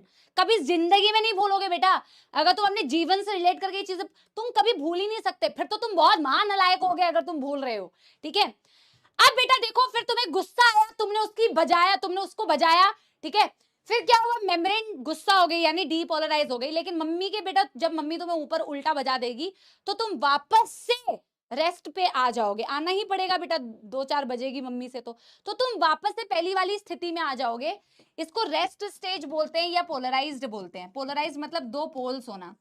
तो जब बेटा तुम्हें होशो आवाज आएगा मम्मी से पिटाई खाने के बाद, तो तुम वापस से अंदर से नेगेटिव हो जाओगे और बाहर से पॉजिटिव हो जाओगे, जिसे बोला जाता है रीपोलराइजेशन। वापस से पोलराइज हो जाना, वापस से पहली वाली स्टेट आ जाना, रीपोलराइजेशन नंबर 3। समझ में आ रही है बच्चों बात? यस एवरीबॉडी, युगल मिले पानी भिजवा देना तो। यस एवरीबॉडी, क्या किसी को इसमें कोई दुख दर्द समस्या? जब मैं आपको न्यूरल कंट्रोल एंड कोऑर्डिनेशन पढ़ाऊंगी, वो हमारा सेकेंड लास्ट चैप्टर होगा, जब हम अलग होने वाले होंगे बच्चों, वो चैप्टर ज्यादा दूर तो नहीं है, ठीक है। हाँ, तो बेटा ये आपकी सेल की नॉर्मल स्थिति होती है कि पहले वो रेस्ट पर होता है, जैसे उस पे कोई अटैक, उस पे कोई चेंज करने को, उसको कोई स्टिमुलस देता है, तो पहले मेम्ब्रेन में चार्ज जो होता है चेंज हो गया, तो उसको आपने बोला डीपोलराइजेशन, और ये तभी होता है जब वो स्टिमुलस आ रहा है, ठीक है। और फिर बच्चों वो वापस से पहली वाली स्थिति में आ जाता है, जिसे बोलते हैं रीपोलराइजेशन। मैंने यहाँ पे ऊपर बेसिक्स में एक चीज लिखी हुई है, जब जब आपके हार्ट के मसल सेल है ना, मसल में भी तो सेल है, तो आपके मेम्ब्रेन्स में बेटा जब भी चेंज आएगा, कोई स्टिमुलस आएगा, तो डीपोलराइजेशन जब भी मेम्ब्रेन में होगा, तो depolarization will result into the systole. जब जब आपके सिग्नल्स बेटा जब भी आपके सिग्नल्स मेम्ब्रेन को आपके हार्ट के मसल्स के डीपोलराइज करेगी। एक बच्चा कह रहा है स्टिमुलस क्या है, ठीक है, एक बच्चा कह रहा है स्टिमुलस क्या है। अबे यार नलायक बेटा, स्टिमुलस वही है जो तूने अभी अभी मेरे को दिया, जिसकी वजह से मैं गुस्सा कर रही है, ठीक है। स्टिमुलस का मतलब होता है कोई भी ऐसा सिग्नल, यार हॉट ऑब्जेक्ट को टच किया तो हॉट ऑब्जेक्ट किया है। अच्छा 12th मतलब 11th की समाप्ति, 12th तो बेटा दूर है, 12th का अभी हमें क्या पता है, 12th तो अभी हमें नहीं पता है। पहले तो बेटा वही अलग, पहले तो बेटा तुम ना 11th पास करके पहले तुम खुद 12th में पहुंचो। जब तुम खुद 12th में पहुंचोगे ना, तब तुम मुझसे बोलना कि मैम आप मुझे पढ़ाओ या नहीं, खुद का अभी पता नहीं है, ठीक है। चलिए वापस आइए टॉपिक पे, हम क्या बोल रहे हैं। हाँ, मैं ये बोल रही हूँ कि जब जब मेम्ब्रेन को बेटा, जैसे ना ऐसे नोड, जब ऐसे नोड एक्शन पोटेंशियल जनरेट करता है, याद है, और वो सिग्नल को बेटा कहाँ भेजता है, एट्रिया को। एट्रिया को वो सिग्नल भेज रहा है, मतलब एट्रिया में कुछ चेंज होने वाला है। तो एट्रिया की मेम्ब्रेन जो चेंज होती है ना बच्चों, जिससे एट्रिया सिस्टोल करता है, वो होता है डीपोलराइजेशन। वहां से बेटा रिलेट करना है, वहां से बच्चों रिलेट करना है। मेरी बात समझ रहे हो? मैंने क्या बोला बच्चों, कि जब जब किसी भी सेल की मेम्ब्रेन डीपोलराइज हो रही है ना, उसका मतलब आप समझना, उसकी वजह से वो मेम्ब्रेन वो वाली जो पार्ट है ना, उसमें सिस्टोल होगा, कॉन्ट्रैक्शन होगा। और जब जब मैं आपको बोलूंगी कि किसी भी सेल की मेम्ब्रेन रीपोलराइज हो रही है, वापस से पहले वाली स्टेट में आ रही है, यानी कि अब उसमें डायास्टोल होगा, वो रिलैक्स करेगी। अभी मैं आपको रिलेट करा दूंगी, अभी मैं आपको रिलेट करा दूंगी, आप बिल्कुल चिंतित ना होइए। आपने ये नोट कर लिया है? आई विल मेक श्योर कि कॉन्सेप्ट तुम्हें समझ में आ जाए। तुम्हें ये समझ आ गया ना, क्योंकि ना जब यहाँ पे बेटा डीपोलराइज्ड और रीपोलराइज्ड वर्ड यूज होते हैं ना, तो बच्चा घबराता है, उसको नहीं समझ में आता कि डीपोलराइज क्या है, रीपोलराइज क्या है ना। अभी आपको डीपोलराइज रीपोलराइज मतलब पता चल गया। और एक चीज और पता चली है कि जब मैम बोलेंगी कि हार्ट की ये पर्टिकुलर एरिया में डीपोलराइजेशन हो रहा है, यानी आपको क्या समझना है कि मैम डीपोलराइजेशन से वो जगह में सिस्टोल होगा। जब आप मैम आपको ये बोलेंगी कि बच्चा इस जगह पे अब रीपोलराइजेशन हो रहा है, यानी आप ये समझेंगे कि मैम उस जगह में अब डायास्टोल हो रहा है। यस एवरीबॉडी, यस एवरीबॉडी, ठीक है। अब बेटा देखो, हम ईसीजी का एक ग्राफ बनाते हैं। हम एक ईसीजी का पहले सुंदर सा ग्राफ बनाते हैं, ठीक है। और हम ना बेटा ग्राफ में ही ज्यादातर चीजें लिखेंगे। हम ग्राफ में ही ज्यादातर चीजें लिख लेंगे, हम अलग से पोथियां नहीं बनाएंगे, ठीक है। अगर जरूरत पड़ी तो बनाएंगे, ऑब्वियसली ऐसा कोई हार्ड एंड फास्ट रूल नहीं है, जरूरत पड़ेगी तो बनाएंगे। आप ग्राफ को बनाइए। हेलो सर, नहीं इस गर्म होने लग गया है रूम, हाँ एक बार चेक कर ले, पता नहीं क्यों हो रहा है। हाँ बेटा आपके ईसीजी में होते हैं कितने, आपके ईसीजी में होते हैं 3 वेव्स, जो आपके एनसीईआरटी में लिखा हुआ है। नहीं लैंडस्केप में मत बनाओ बच्चों, लैंडस्केप में मत बनाओ, नॉर्मल बनाओ। आई थिंक तुम्हें लैंडस्केप, फिर बेटा तुम मुझे ही बोलोगे, लैंडस्केप में आई थिंक बन जाएगा, हाफ पेज में भी बन जाना चाहिए, हाफ पेज में भी बन जाना चाहिए, ठीक है। तो 3 वेव्स होते हैं बेटा, वेव्स दिख रहे हैं, वेव्स। ये वेव्स आते क्यों हैं यही मैं आपको अभी समझाऊंगी, ठीक है। ये क्या है बच्चों, ये है आपका पी वेव, ये क्या है बच्चों, ये है आपका पी वेव, अरे यार ये क्या है बच्चों, ये है आपका पी वेव, ये क्या है बच्चों, क्यू आर एस कॉम्प्लेक्स, इसे बोला जाता है Q R S complex, Q R S wave, और इसे बोला जाता है बच्चों टी वेव। तो जो आपको टीवी में नजर आता है ना, टी नहीं, ये तो एम्बुलेंस की आवाज हो गई, ठीक है। जो भी आपको बेटा वो नजर आता है ना, उसमें एक्चुअल में ऐसे ग्राफ चल रहा होता है, हमें समझ नहीं आता, लेकिन एक्चुअल में ये पी, फिर क्यू आर एस, फिर T, P Q R S T, P Q R S T, यही चलता रहता है। जब ये अपन टपक जाएंगे ऑब्वियसली, थैंक यू भैया, भैया मुझे ना इसके बाद ग्रीन टी एक भिजवा देना प्लीज, तब बेटा वो लाइन फ्लैट हो जाती है, पी मीन, ठीक है, यस। तो ये P Q R S T, P Q R S T, P Q R S T, इस तरीके की बच्चों वेव्स चलती रहती है, जिसका मतलब अब हमें समझना है। तो एक पी वेव है, एक क्यू आर एस वेव है, और एक टी वेव है। अब ऐसा क्या, और बेटा ये चलती रहती है, चलती रहती है, चलती रहती है, ठीक है, ये कांस्टेंट चलती रहेगी। अब हमें समझना है मैम हर एक वेव क्या रिप्रेजेंट कर रही है। अब एनसीईआरटी ने तो, और देखो बेटा जैसे कि मैंने तुमसे कहा है ना, क्वेश्चन बिल्कुल सीधा आता है। जब हमें समझाना होता है ना बेटा टॉपिक को, तो हमें एकदम ना बेस से जाके तुम्हें समझाना पड़ता है, इसलिए वक्त लगता है। पर जब तुम रिवीजन करोगे ना, तो ये टॉपिक तुम्हारा बिल्कुल फास्ट रिवीजन होगा, क्योंकि बिल्कुल छोटा सा टॉपिक है, इजी सा टॉपिक है, ठीक है। पी वेव का मतलब होता है बच्चों, ये जो तुम्हें पी वेव नजर आ रहा है ना, ये वाला वेव, ये जो वेव तुम्हें नजर आ रहा है, इसका मतलब होता है दिस एक्चुअली बेटा, this actually represents, this P wave actually represents, ये कलर कितना सुंदर है यार पिस्ता वाला, it actually represents atrial depolarisation, ये रिप्रेजेंट करता है एट्रिया के डीपोलराइजेशन को। तो पहले आप मुझे बताओ कि एट्रिया के डीपोलराइजेशन से होगा क्या। अभी मैं आपको इसका बेसिक समझा चुकी हूं, अभी मैं आपको बेसिक्स समझा चुकी हूं। आप पहले मेरे को ये बताओ कि अगर मैं बोल रही हूं कि पी वेव का मतलब है इट रिप्रेजेंट्स एट्रियल डीपोलराइजेशन, तो क्या हो रहा है, तो क्या हो रहा है एट्रिया में, आप पहले मेरे को ये बताओ। अच्छा तुम्हें व्हाइट नजर आ रहा है क्या, मुझे हमें मेरे को यहाँ पे पिस्ता ग्रीन नजर आ रहा है, तुम्हें तो व्हाइट ही नजर आ रहा है, सही बोल रहे हो। इसका कोई बात नहीं, हम इस वाले ग्रीन से लिखेंगे। क्या मैं कह सकती हूँ एट्रियल सिस्टोल हो रहा है, देखो आप ही मुझे आंसर दोगे, सारे आंसर्स आप मुझे दोगे, इसका मतलब एट्रियल सिस्टोल हो रहा है। तो एक्चुअल में ना बेटा डायरेक्टली ये कहना कि P wave represents atrial systole, ये एक्चुअल में गलत है, एक्चुअल में एक तरीके से गलत है, एक तरीके से सही है पर एक तरीके से गलत है। एक तरीके से गलत क्यों है, क्योंकि एक्चुअल में ये एट्रिया के डीपोलराइजेशन को रिप्रेजेंट करता है, मतलब उसकी मेम्ब्रेन में कुछ चार्ज में चेंज हुआ जिसकी वजह से वो कॉन्ट्रैक्ट की, लेकिन अल्टीमेटली वो कॉन्ट्रैक्ट ही करती है, तो कह सकते हो पर कहना मत क्योंकि गलत है। मेरी भावनाओं को समझे आप, ठीक है। एक्चुअल में पी वेव रिप्रेजेंट करती है कि एट्रिया की जो मेम्ब्रेन है ना, उसमें चेंज हुआ, डीपोलराइजेशन हुआ, जिससे आगे जाके एट्रिया सिस्टोल की, ब्लड कहां गया, वेंट्रिकल्स में। तो बेटा ऑफ कोर्स पी वेव क्यों आ रही है, तो रीजन भी आप मुझे बता सकते हो, आप मुझे रीजन भी बता सकते हो कि एट्रिया की मेम्ब्रेन डीपोलराइज करी क्यों होगी, कैसे की होगी, आप मुझे बताइए। क्या ये इसीलिए बेटा डीपोलराइज हुई होगी, कभी मेम्ब्रेन डीपोलराइज करती है जब उसको कोई सिग्नल देता है, तो आप मुझे बताओ सिग्नल उसके पास आया कहां से कि उसे डीपोलराइज होना है, आप मुझे बताओ, फिर मैं आपको मैं बताऊंगी, ठीक है। it leads to atrial systole.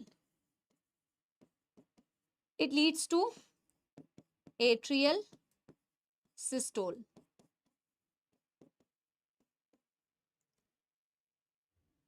ऐसे ही नोट, शाबाश। तो बच्चों आप देखो, this is something that I feel very good about, कि एक टॉपिक को आप इतने अच्छे से पढ़ो कि बच्चा खुद ही आंसर दे, ठीक है। This is love, this is love that you guys are giving correct answers, ठीक है। बहुत खुशी होती है बच्चों, जेन्युइनली। ऑफ कोर्स मैम, अब आप पीछे से रिलेट कर पा रहे हो यार, कि मैम ये एट्रियल डीपोलराइजेशन को रिप्रेजेंट कर रहा है, मतलब एट्रिया में सिस्टोल हुआ यानी कॉन्ट्रैक्शन हुआ। वो कॉन्ट्रैक्शन तो तभी होता है बच्चों जब ऐसे नोड से इंफॉर्मेशन जाती है, ऐसे नोड से दोनों एट्रिया को इंफॉर्मेशन मिलती है, तब भाई उनमें उनको इंफॉर्मेशन मिली, स्टिमुलस आया कि उनको सिस्टोल करना है। Yes everybody, done. बट आपकी एनसीईआरटी में सिंपली बोला हुआ है पी वेव किसको रिप्रेजेंट कर रहा है, तो आप बोलोगे P wave represents atrial depolarization that leads to atrial systole, ठीक है। यस, एक्चुअल में बेटा पता है ये एट्रियल सिस्टोल को तो रिप्रेजेंट करता है, बट यहां से लेके यहां तक ना, पी वेव से लेके जब तक क्यू वेव स्टार्ट नहीं हो जाती, यहां से लेके यहां तक ना, पी से लेके जस्ट यहां तक बेटा, मतलब पी से क्यू तक आप बोल सकते हो कि एट्रिया सिस्टोल में ही है, एट्रिया सिस्टोल ही कर रही है, ठीक है, मतलब एट्रिया डीपोलराइज ही है। अभी वेंट्रिकल्स का कोई लेना देना नहीं है। एनसीईआरटी ने इस सेगमेंट के बारे में कुछ नहीं कहा है कि पी से लेके क्यू तक जो पूरा मार्क आपको दिख रहा है उसमें क्या हो रहा है, एनसीईआरटी ने कुछ नहीं कहा है, ठीक है। एनसीईआरटी ने कुछ नहीं कहा है, बट एनसीईआरटी एक चीज कहती है, आपको क्यू वेव नेगेटिव दिख रहा है बच्चों, आपको क्यू वेव नीचे दिख रहा है। मेरे ना एक एक बात को ना बेटा बिल्कुल ध्यान से सुना करो, स्पेशली जहां मैं बोलती हूँ कि बेटा इस पॉइंट से क्वेश्चन आता है, ठीक है, बिल्कुल इस पॉइंट से क्वेश्चन आता है। अब क्यू वेव तुम्हें कैसा दिख रहा है, क्यू वेव एक नीचे जाता हुआ वेव दिख रहा है, नेगेटिव वेव दिख रहा है। एनसीईआरटी ने बहुत क्लियरली एक बात कही है, ventricular depolarization begins shortly after Q wave. Ventricle का depolarization which leads to ventricular systole, obviously ventricle का depolarization that means which leads to ventricular systole begins immediately after Q wave. तो Q wave के just बाद वो होता है, समझ आ रही है बच्चों बात? यस। तो एक्चुअल में ये जो क्यूआरएस कॉम्प्लेक्स है, देखा जाए तो क्यूआरएस कॉम्प्लेक्स अगर आपसे पूछा जाए कि क्यूआरएस क्या रिप्रेजेंट कर रहा है, तो आप बोलोगे तो यही कि QRS represents ventricular depolarization which leads to ventricular systole। But आपको ये भी ध्यान रखना है ventricular depolarization और systole begins just after the Q wave। समझ आ रही है बच्चा पार्टी बात? यस। मैं इस चीज को लिख भी दे रही हूं, मैं इस चीज को यहाँ पे लिख भी दे रही हूँ बच्चों। पीक्यू वाली बात ना मैं बाद में लिखूंगी क्योंकि ये आपकी एनसीईआरटी में गिवन नहीं है, पहले जो आपकी एनसीईआरटी में गिवन है उसकी बात करी जाए, ठीक है, पहले जो आपके एनसीईआरटी में गिवन है उसकी बात करी जाए। अरे यार,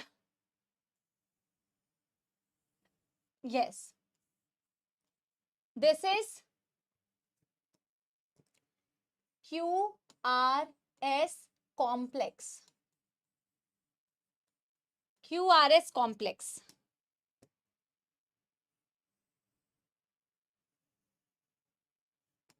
ठीक है। हाँ, इसके बारे में हम क्या कहेंगे, it represents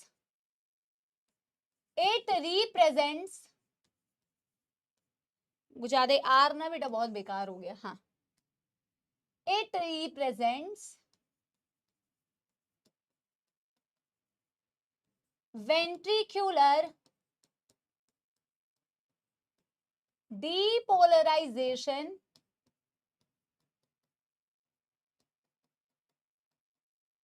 which leads to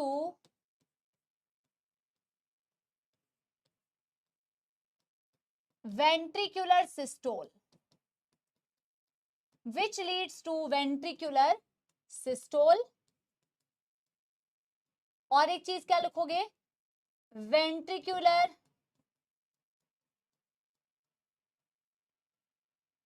systole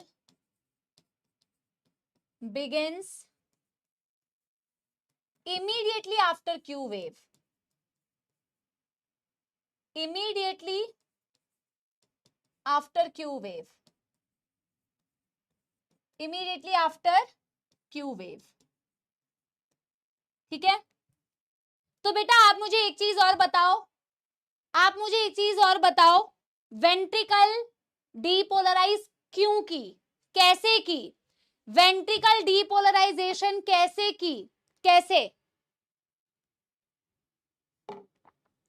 ventricle depolarise कैसे की, वेंट्रिकल डीपोलराइज कैसे की, यस एवरीबॉडी, वेंट्रिकल डीपोलराइज ऐसे की कि उसमें पुरकिंजे फाइबर्स पे जब इंफॉर्मेशन आती है, वेरी नाइस, वेरी नाइस, जब पुरकिंजे फाइबर पे इंफॉर्मेशन आती है तो आपकी वेंट्रिकल्स कॉन्ट्रैक्ट करेंगी। तो ऑफ कोर्स ये मैं आपसे पूछ रही हूं, हर एक पॉइंट को लिखने की जरूरत नहीं होती। ठीक है, अब बेटा एक बहुत इंपॉर्टेंट बात आती है कि टी वेव क्या रिप्रेजेंट कर रहा है। देखो पी वेव का मतलब तो ये हुआ कि एट्रिया की मेम्ब्रेन में चेंज हुआ, एट्रिया डीपोलराइज हुई जिससे एट्रियल सिस्टोल हुआ। क्यूआरएस का मतलब था वेंट्रिकल की मेम्ब्रेन में कुछ चेंज हुआ जिसकी वजह से वेंट्रिकल डीपोलराइज हुई जिससे वेंट्रिकल ने सिस्टोल किया। अब टी वेव क्या रिप्रेजेंट करता है, पहले मैं लिख देती हूं फिर मैं आपको समझाऊंगी। ठीक है, पहले मैं लिख दे रही हूं फिर मैं आपको समझाऊंगी। ठीक है बच्चों,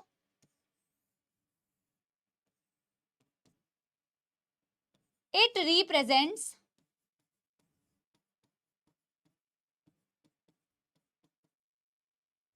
return of the ventricles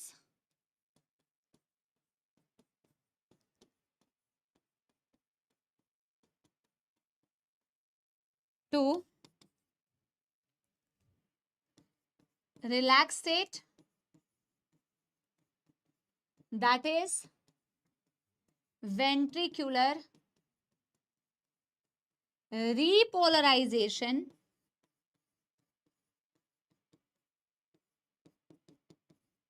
which leads to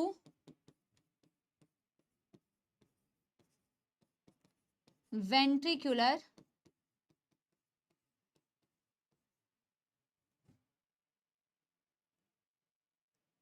NCERT ने लिखा है या नहीं एक बार मुझे चेक कर लेने दो फिर मैं आपको बताती हूँ। ठीक है, अगर नहीं लिखा होगा तो मैं नहीं लिखूंगी।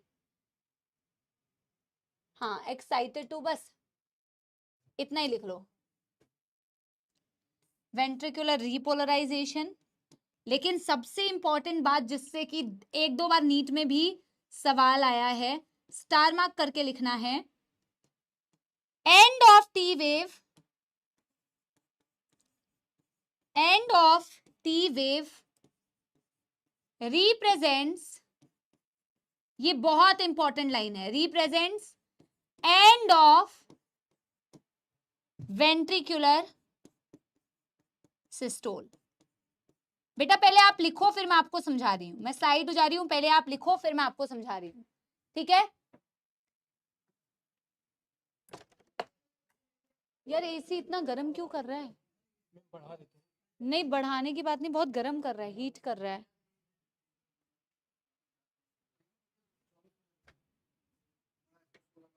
करके देखो एक बार 16 पे।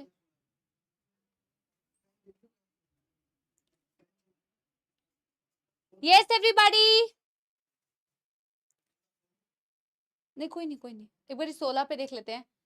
Yes everybody, yes done.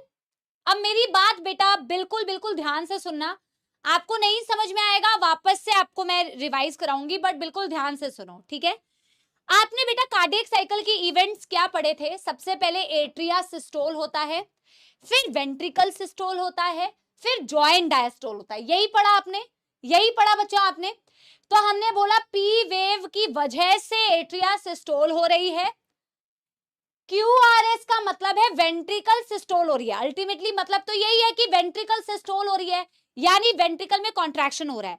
लेकिन बेटा ध्यान देने वाली बात ना यहाँ टी वेव पे है, ध्यान देने वाली बात यहाँ टी वेव पे है। तो टी वेव को हमने लिखा है कि टी वेव का मतलब होता है कि धीरे धीरे वेंट्रिकल जो है ना, जो पहले एक्साइटेड स्टेज में थी, एक्साइटेड का मतलब कॉन्ट्रैक्टेड स्टेट में थी, अब वो धीरे धीरे नॉर्मल स्टेट पे आ रही है।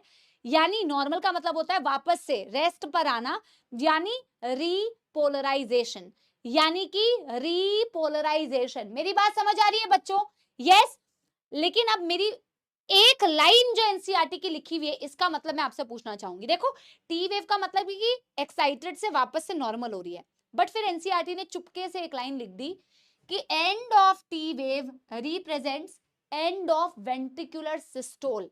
क्या बोला कि जब तक टी वेव एंड नहीं हो रहा, इसका मतलब वेंट्रिकल का सिस्टोल भी एंड नहीं हुआ। क्या मेरी बात समझ पा रहे हो?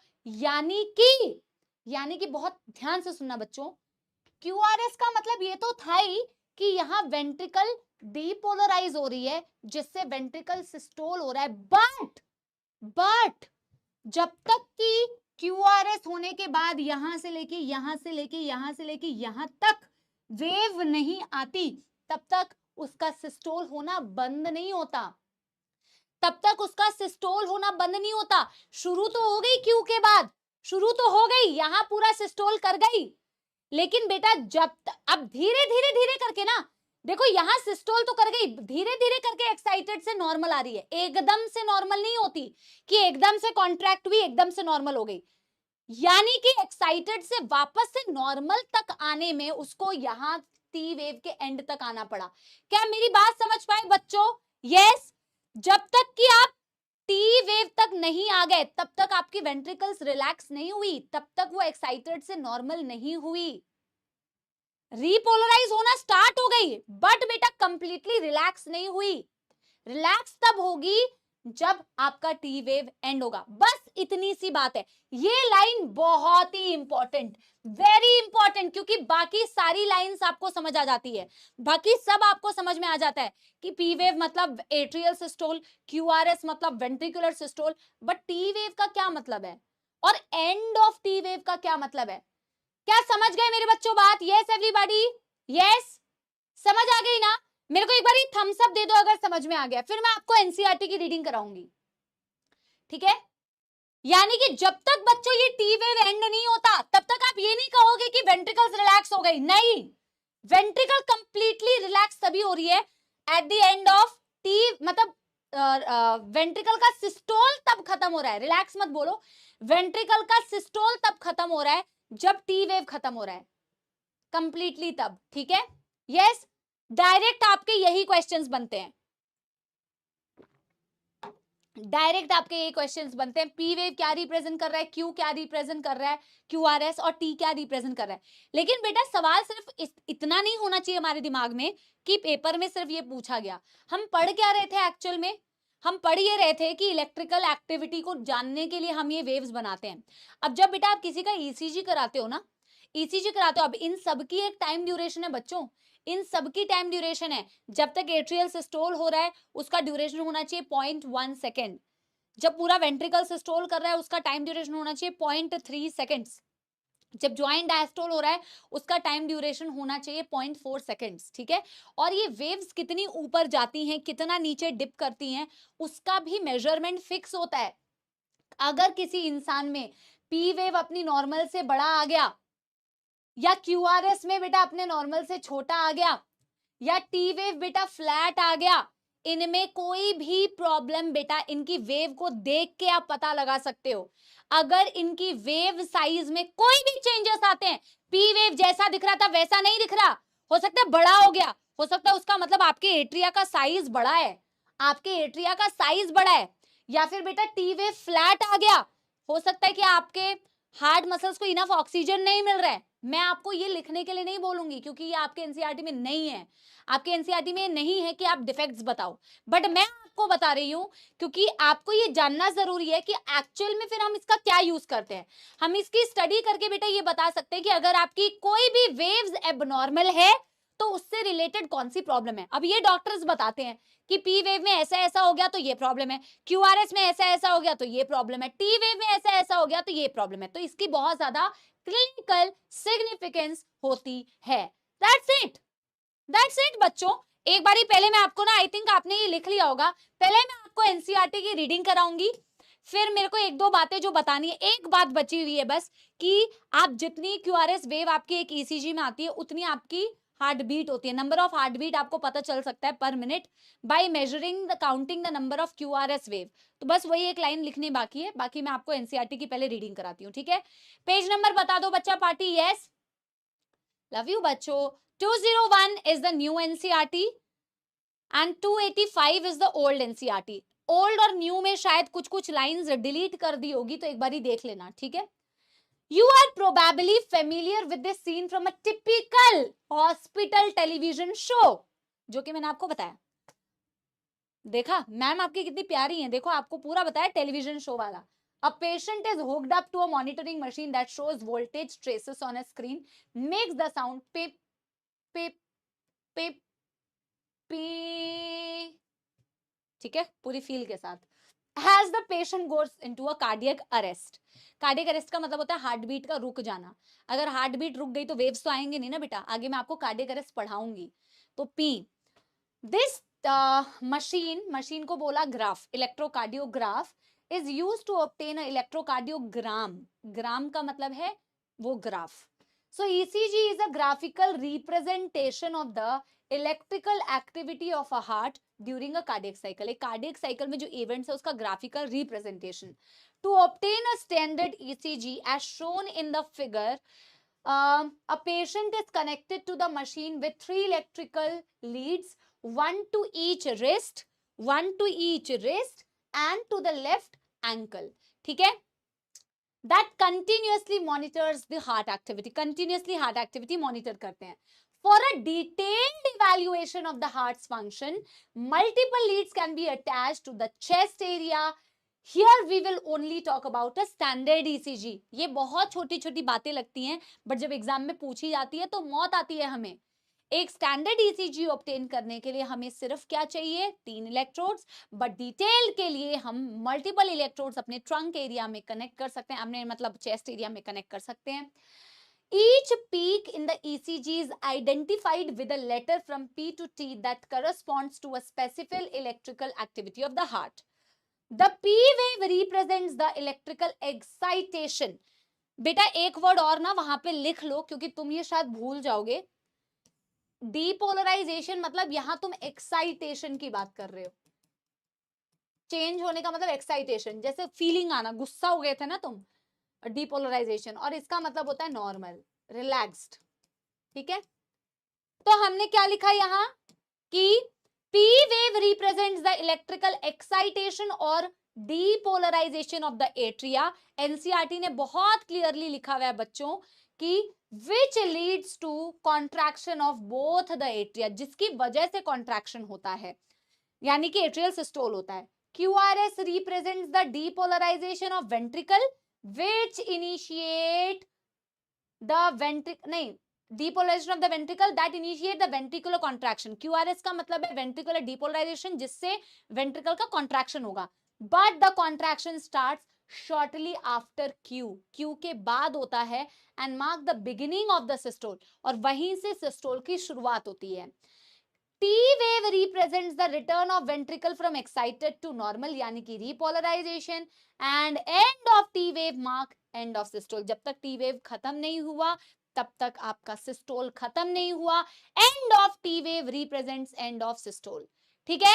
Yes yes obviously by counting the number of QRS complex that occur in a given time period one can determine heartbeat of an individual. बेटा इसे अपनी एनसीईआरटी से अपने नोटबुक में नोट करो और इंपॉर्टेंट नोट डालो। ऑफ कोर्स बेटा आपके जितने आप एक गिवन टाइम पीरियड पे जितने आपके QRS आते हैं उसके अकॉर्डिंग आप अपनी हार्ट बीट कैलकुलेट कर सकते हो। पता है क्यों? क्योंकि जब एक QRS हो जाता है यानी कि वेंट्रिकल सिस्टोल हो जाता है, यानी कि वेंट्रिकल सिस्टोल जब हो जाता है, देखो उसी के बाद क्या हार्ट साउंड आती है, डब। आप मेरे को एक बात बताओ, एट्रियल सिस्टोल हुआ फिर लब हार्ट साउंड आई, फिर वेंट्रिकल सिस्टोल हुआ फिर कौन सी हार्ट साउंड आई, डब आई कि नहीं? आप मेरे को एक बार देख के बताओ ना। आप अपने ये वाला पॉइंट अपनी एनसीईआरटी में नोट करो, अपने नोटबुक में नोट करो, इंपॉर्टेंट डाल के। याद आ रहा है? एट्रियल सिस्टोल हुआ फिर लब हार्ट साउंड आती है, फिर वेंट्रिकल सिस्टोल होता है, फिर डब हार्ट साउंड आती है। और वेंट्रिकल सिस्टोल कौन रिप्रेजेंट कर रहा है? QRS, ठीक है। यानी जितने आपके QRS हो गए उतने आपके लब डब हो गए। यानी कि उतनी आपकी हार्ट बीट हो गई। यानी एक गिवन टाइम पीरियड पे जितना टाइम के अकॉर्डिंग जितने आपके QRS आ रहे हो उतना आपका हार्ट बीट आप उसके अकॉर्डिंग कैलकुलेट कर सकते हो। So number of QRS in a given time period is going to help you understanding the number of heartbeat of an individual. Very very important point, इसको please लिख लीजिए। Since the ECG obtained from different individual have roughly the same shape for a given lead configuration, any deviation from this indicate a possible abnormality or disease, hence it is of a great clinical significance. मैंने क्या बोला आपको, क्योंकि एक ECG में एक graphical जो representation होता है स्टैंडर्ड, वो सबके लिए मोर और लेस सेम होता है। अगर इसमें से कोई भी डेविएशन होती है यानी कि डेफिनेटली कोई तो लोचा है, और इसीलिए ये बहुत अच्छा एक क्लिनिकल वे में यूज इसे किया जाता है, तो determine any abnormality in the heart. That's it for ECG। आप मेरे को पहले ये बताइए कि यहां तक कोई दुख दर्द समस्या? यस एवरीबॉडी, यहां तक कोई दुख दर्द समस्या? यस एवरीबॉडी,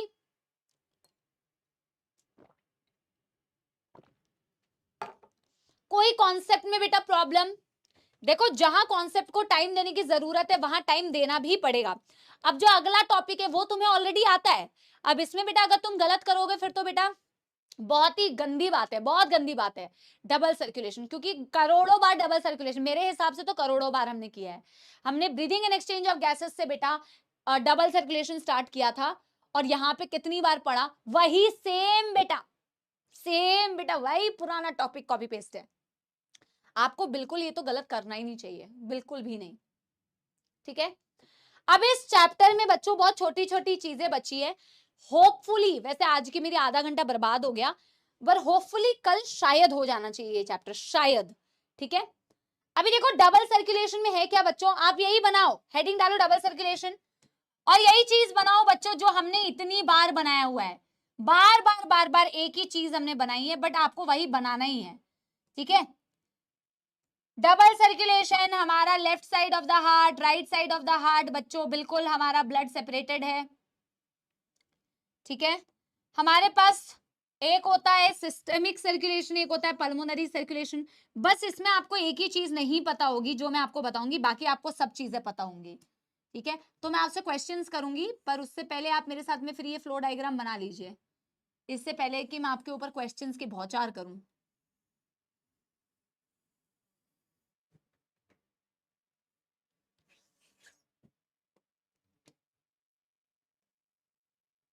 ये मैं पिंक और ब्लू से क्यों बना रही हूँ, मैं पिंक और ब्लू से इसीलिए बना रही हूं ताकि आपको ऑक्सीजनेटेड और डीऑक्सीजनेटेड में फर्क पता चले।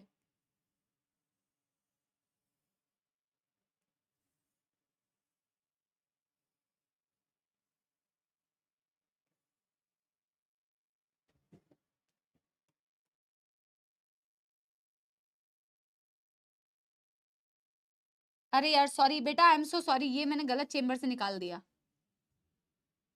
तुम्हें पता चला मैंने थोड़ा सा गलत बना दिया था? हाँ प्रियांशु, बिल्कुल सही, एक बच्चे ने तो कुछ तो गलती पकड़ी मेरी। चलो, मैंने गलत बना दिया था एक्चुअली, ये यहां से निकलना चाहिए ना यार।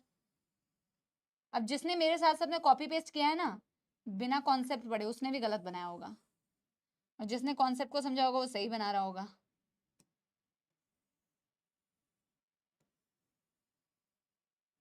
चलो अब मैं आपसे सवाल पूछूंगी बच्चों, तो गेट रेडी,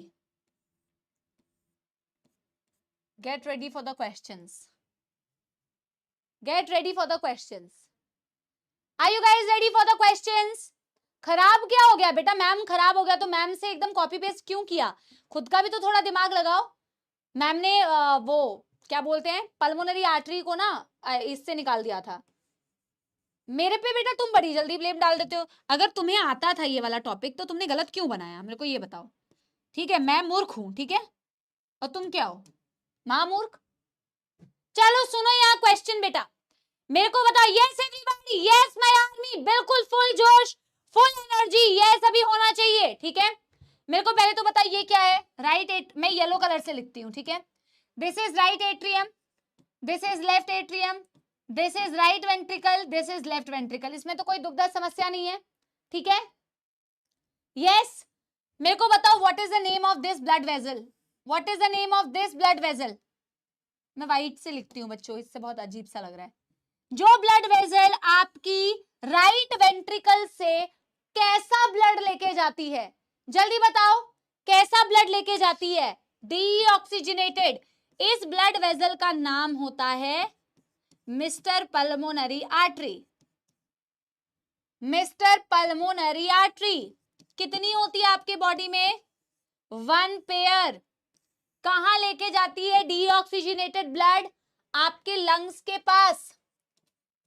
पल्मोनरी कैपिलरी से डिफ्यूजन हो जाता है, ऑक्सीजन भर जाता है ब्लड के अंदर, और वही oxygenated blood miss pulmonary vein कहां लेके आती है, वही पल्मोनरी वेन ऑक्सीजनेटेड ब्लड को लेके आती है बच्चों into the left atrium. Left atrium में ऑक्सीजनेटेड ब्लड आ गया, लेफ्ट एट्रियम से वही ऑक्सीजनेटेड ब्लड वाया, और कितनी होती है 2 पेयर, कितनी होती है 2 पेयर। वही ऑक्सीजनेटेड ब्लड आपके लेफ्ट एट्रियम से किससे, बाइकस्पिड से होता हुआ लेफ्ट वेंट्रिकल, और लेफ्ट वेंट्रिकल से बेटा आयोटा से होता हुआ, आयोटा से होता हुआ पूरी बॉडी पार्ट को ऑक्सीजनेटेड ब्लड मिलेगा। कहां से, आयोटा से टिश्यूज को, टिश्यूज से सारा डीऑक्सीजनेटेड ब्लड। आयोटा की बहुत सारी ब्रांच होती है जिसमें तुमने सिस्टमिक आर्टरी, सिस्टमिक आर्टरी का नाम पढ़ा था, सिस्टमिक आर्टरी, फिर सिस्टमिक कैपिलरी, ठीक है। फिर आयोटा से होता हुआ ऑफ कोर्स ये वाली ब्लड वेजल जो पूरे बॉडी से डीऑक्सीजनेटेड ब्लड को कलेक्ट करके राइट एट्रियम में लेके आएगी, इसे सुपीरियर वीना केवा या इंफीरियर वीना केवा बोलते हैं। पहले तो मेरे को ये बताओ इसमें किसी को मौत आ रही है, अगर आ रही है ना बच्चों तो क्लास ऑफ करके पहले के सारे टॉपिक्स पढ़ लो, अगर बाय चांस किसी को ऐसा हो रहा है, क्योंकि इसमें मौत अगर आ रही है तो बेटा फिर तो मौत आने वाली है, ये देख लो तुम, ठीक है। यस एवरीबॉडी, यहां तक कोई दुख दर्द समस्या किसी को भी। अब तो तुम रियल वाले सपोले हो गए, अगर तुम बेटा, वो मैं प्यार से तुम्हें सपोला बोलती हूँ, तुम हो नहीं उतने बड़े वाले, कभी कभी होते हो, बट ऐसे नहीं होनी चाहिए कोई प्रॉब्लम। यस, कोई प्रॉब्लम तो नहीं है, राइट। अब बेटा पता है डबल सर्कुलेशन में इससे ज्यादा मुझे सिर्फ तुम्हें एक और चीज बतानी है जिसको याद रखने का बहुत ही एक आसान सरल तरीका है। और एक बच्चा कह रहा है नो मौत, और मौत की स्पेलिंग लिख रहा है ये मौत। अरे भाई एक्सक्यूज मी, मौत नहीं, मौत, मौत तो आर्थ्रोपोडा होता है भैया। ओह ये बच्चे भी ना, हाँ एक बेटा, एक ने ना क्या बोलते हैं, एक बच्चे ने मेरे को ये क्या, चलो मैं लास्ट में बताती हूँ, ठीक है। सपोला की स्पेलिंग उसने सफोला लिखी थी, सफोला, यार सफोला आर्मी। मैंने कहा यार मैं इतने गंदी तरीके से प्रोनाउंसिएशन करती हूँ क्या कि सपोला की जगह सफोला सुनाई देता है, सफोला, ठीक है, सफोला नहीं रे, सपोला। तो बेटा डबल सर्कुलेशन में ना बच्चों, डबल सर्कुलेशन में, अच्छा मैं अगले पेज में लिखती हूँ, पहले मेरे को ये बताओ कि यहां तक लिख लिया है तुम लोगों ने, यहां तक लिख लिया है तो मैं अगले पेज में करती हूं। क्या यहां तक कर लिया है तुम लोगों ने, यस। जो भी ब्लू कलर की बनाई है वो डीऑक्सीजनेटेड, जो भी पिंक कलर की बनाई है वो ऑक्सीजनेटेड। यहां तक कर लिया है ना एवरीबॉडी। बेटा इसमें तो तुम, अगर तुमने नहीं किया तो ये तो तुम्हें घर बैठ के भी कर लेना चाहिए क्योंकि it's quite easy. Saffola oats, हाँ ठीक है, ये तो बहुत आसान है बच्चों। अब तुम बोलोगे मैम आपको आसान लगता है, नहीं बेटा ये हमने बहुत बार किया है। अब बेटा देखो डबल सर्कुलेशन में ना एक सर्कुलेशन होता है जिसे आप बोलते हैं पल्मोनरी सर्कुलेशन, और एक सर्कुलेशन होता है बच्चों जिसे आप बोलते हैं सिस्टमिक सर्कुलेशन। एक होता है जिसे आप बोलते हैं पल्मोनरी सर्कुलेशन, इसे लिखिए मेरे साथ। पल्मोनरी का मतलब आपको समझ में आ रहा है, लंग से रिलेटेड है, it is related with the lungs. And एक है बच्चों सिस्टमिक सर्कुलेशन, जो ऑफ कोर्स सिस्टमिक मतलब टिश्यूज, बॉडी पार्ट से रिलेटेड है। So these two circulation, systemic circulation, one is pulmonary circulation and one is बच्चों सिस्टमिक सर्कुलेशन, ठीक है।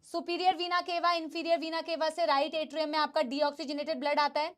सुपीरियर वीना केवा, इंफीरियर वीना केवा से ट्राइकस्पिड से होता हुआ, ट्राइकस्पिड से होता हुआ कहां जाता है? Right ventricle. राइट वेंट्रिकल से होता हुआ सेमील्यूनर वाल्व्स, कहां गया? Pulmonary artery. ऐसा एग्जैक्ट डायग्राम बनाते हैं हम, एग्जैक्ट ऐसा ही बनाते हैं। ये पल्मोनरी आर्टरी से होता हुआ कहां गया? आपके हार्ट। हार्ट पल्मोनरी आर्टरी से होता हुआ लंग्स, लंग्स से बेटा पल्मोनरी वेन, पल्मोनरी वेन से डीऑक्सीजनेटेड ब्लड जो है वो लेफ्ट एट्रियम में आया। पल्मोनरी वेन से oxygenated blood left atrium, bicuspid valve, left ventricle, left ventricle से बेटा ये गया आयोटा, ये गया आयोटा, अगेन सेमील्यूनर वाल्व्स। यही फ्लो चलता रहता है वीना केवा से यहां, यहां से राइट वेंट्रिकल, राइट वेंट्रिकल से पल्मोनरी आर्टरी, पल्मोनरी वेन से लेफ्ट एट्रियम, लेफ्ट एट्रियम से लेफ्ट वेंट्रिकल, लेफ्ट वेंट्रिकल से पूरी बॉडी पार्ट।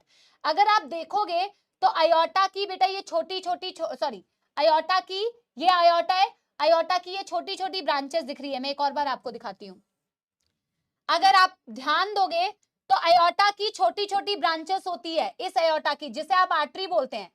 और वैसे ही बेटा वीना केवा से जुड़ने के लिए बहुत सारी छोटी छोटी वेन्स होती हैं। ये आपका आयोटा है, आयोटा से देखो कितनी डिफरेंट डिफरेंट ब्रांचेस है, डिफरेंट डिफरेंट आर्टरी है, इनकी भी फर्दर और छोटी छोटी ब्रांचेस है, इनकी भी और छोटी छोटी ब्रांचेस है। तो बेटा वही मैंने आपको पहले भी बताया कि आयोटा की ब्रांच आर्टरी होती है और वेन्स जो होती हैं वो अल्टीमेटली जो ब्रांच होती है वो अल्टीमेटली जाके किससे मिल जाती है? आपके वीना केवा से। यहां तक बेटा कोई दुख दर्द समस्या है? तो अबा yes, any problem guys? Yes everybody, done done done done done done done done everybody, ठीक है। अब बेटा देखो, वैसे तो अगला टॉपिक में स्टार्ट ज्यादा नहीं कर पाऊंगी, पर मैं चाहती हूं कि आप एटलीस्ट ये चीज को, चलिए मैं एनसीईआरटी से थोड़ा रीड करा देती हूँ क्योंकि मैं पूरा टॉपिक स्टार्ट नहीं कर पाऊंगी। Coronary circulation, portal circulation, regulation of cardiac activity and disorder, ये हमें बाद में करना पड़ेगा, लेकिन मैं आपको पहले एनसीईआरटी की डबल सर्कुलेशन वाली रीडिंग करा देती हूँ। अगर मेरे पास कोरोनरी सर्कुलेशन लिखने का टाइम होगा तो मैं आपको लिखवा के जाऊंगी ताकि कल हम समझ पाए, ठीक है। देखो डबल सर्कुलेशन में क्या लिखा हुआ है बच्चों, डबल सर्कुलेशन में mentioned earlier, the blood pumped by right ventricle enter the pulmonary artery. Yes, right ventricle से जो blood pump होता है वो pulmonary artery में जाता है, ठीक है। Whereas left ventricle pump the blood into the aorta. Left ventricle से जो blood pump हुआ वो aorta में गया, ठीक है। The deoxygenated blood pumped into the pulmonary artery is passed on to the lungs. जो deoxygenated blood आपके pulmonary artery से पंप हुआ वो कहां गया? लंग्स में। Where the oxygenated blood is carried by pulmonary vein into the left atrium.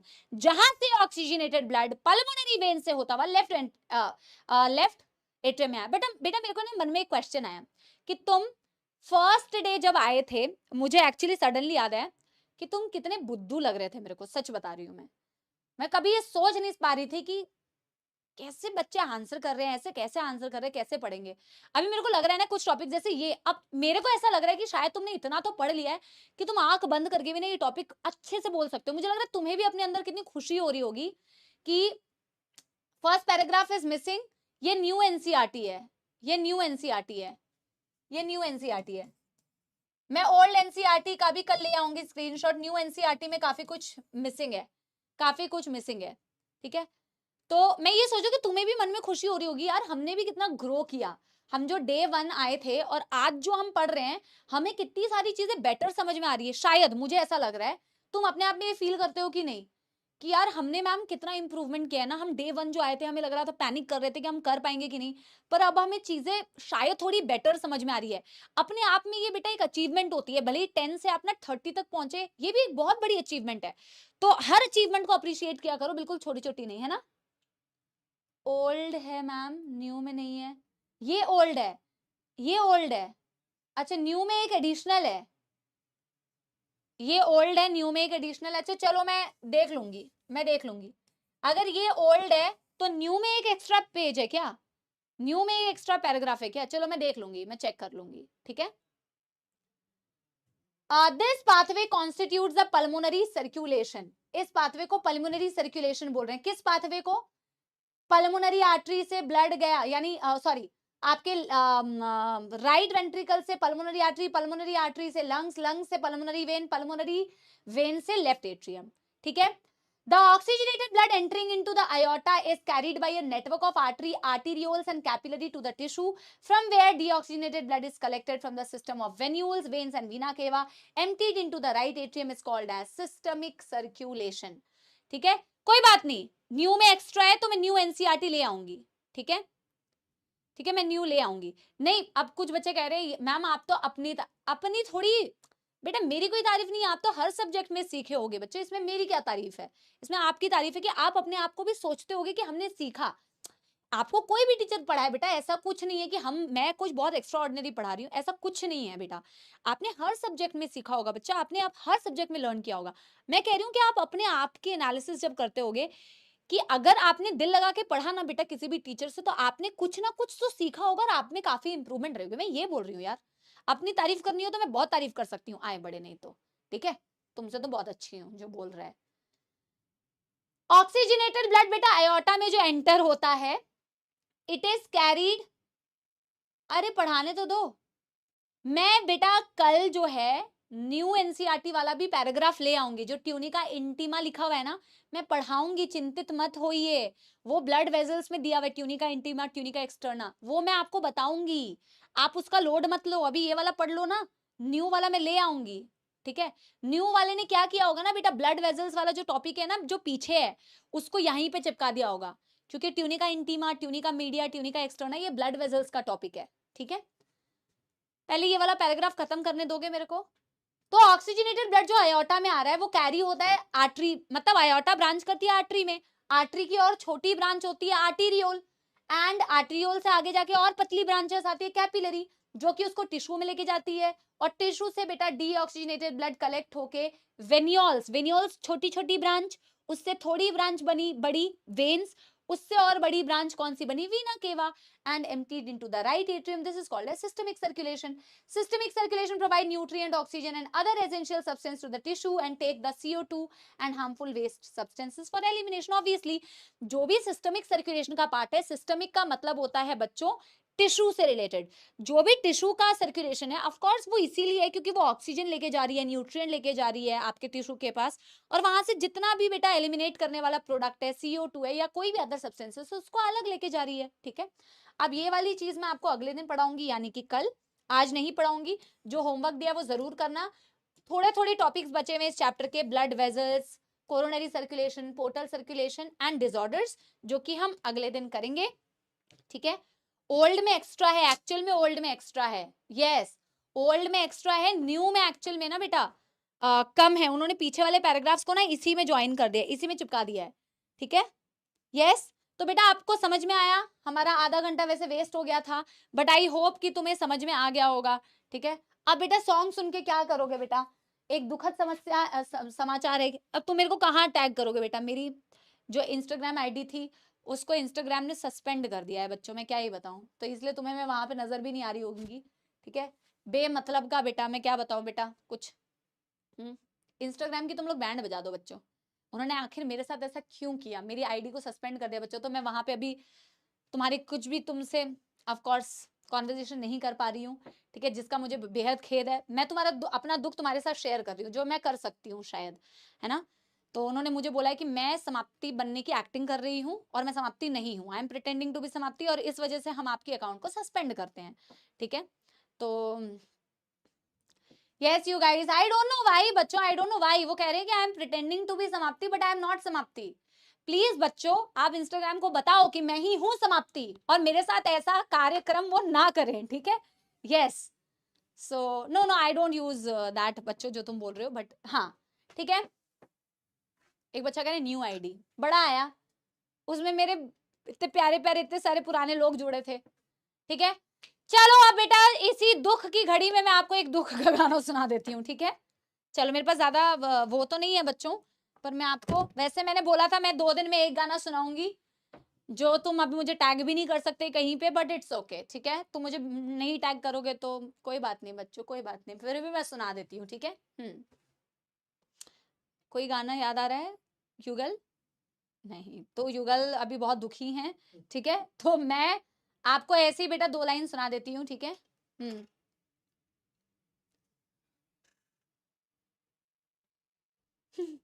ये क्या, मुझे अभी बेटा आप सजेस्ट करो, ठीक है। क्या हम दरवाजा बंद कर सकते हैं? यस।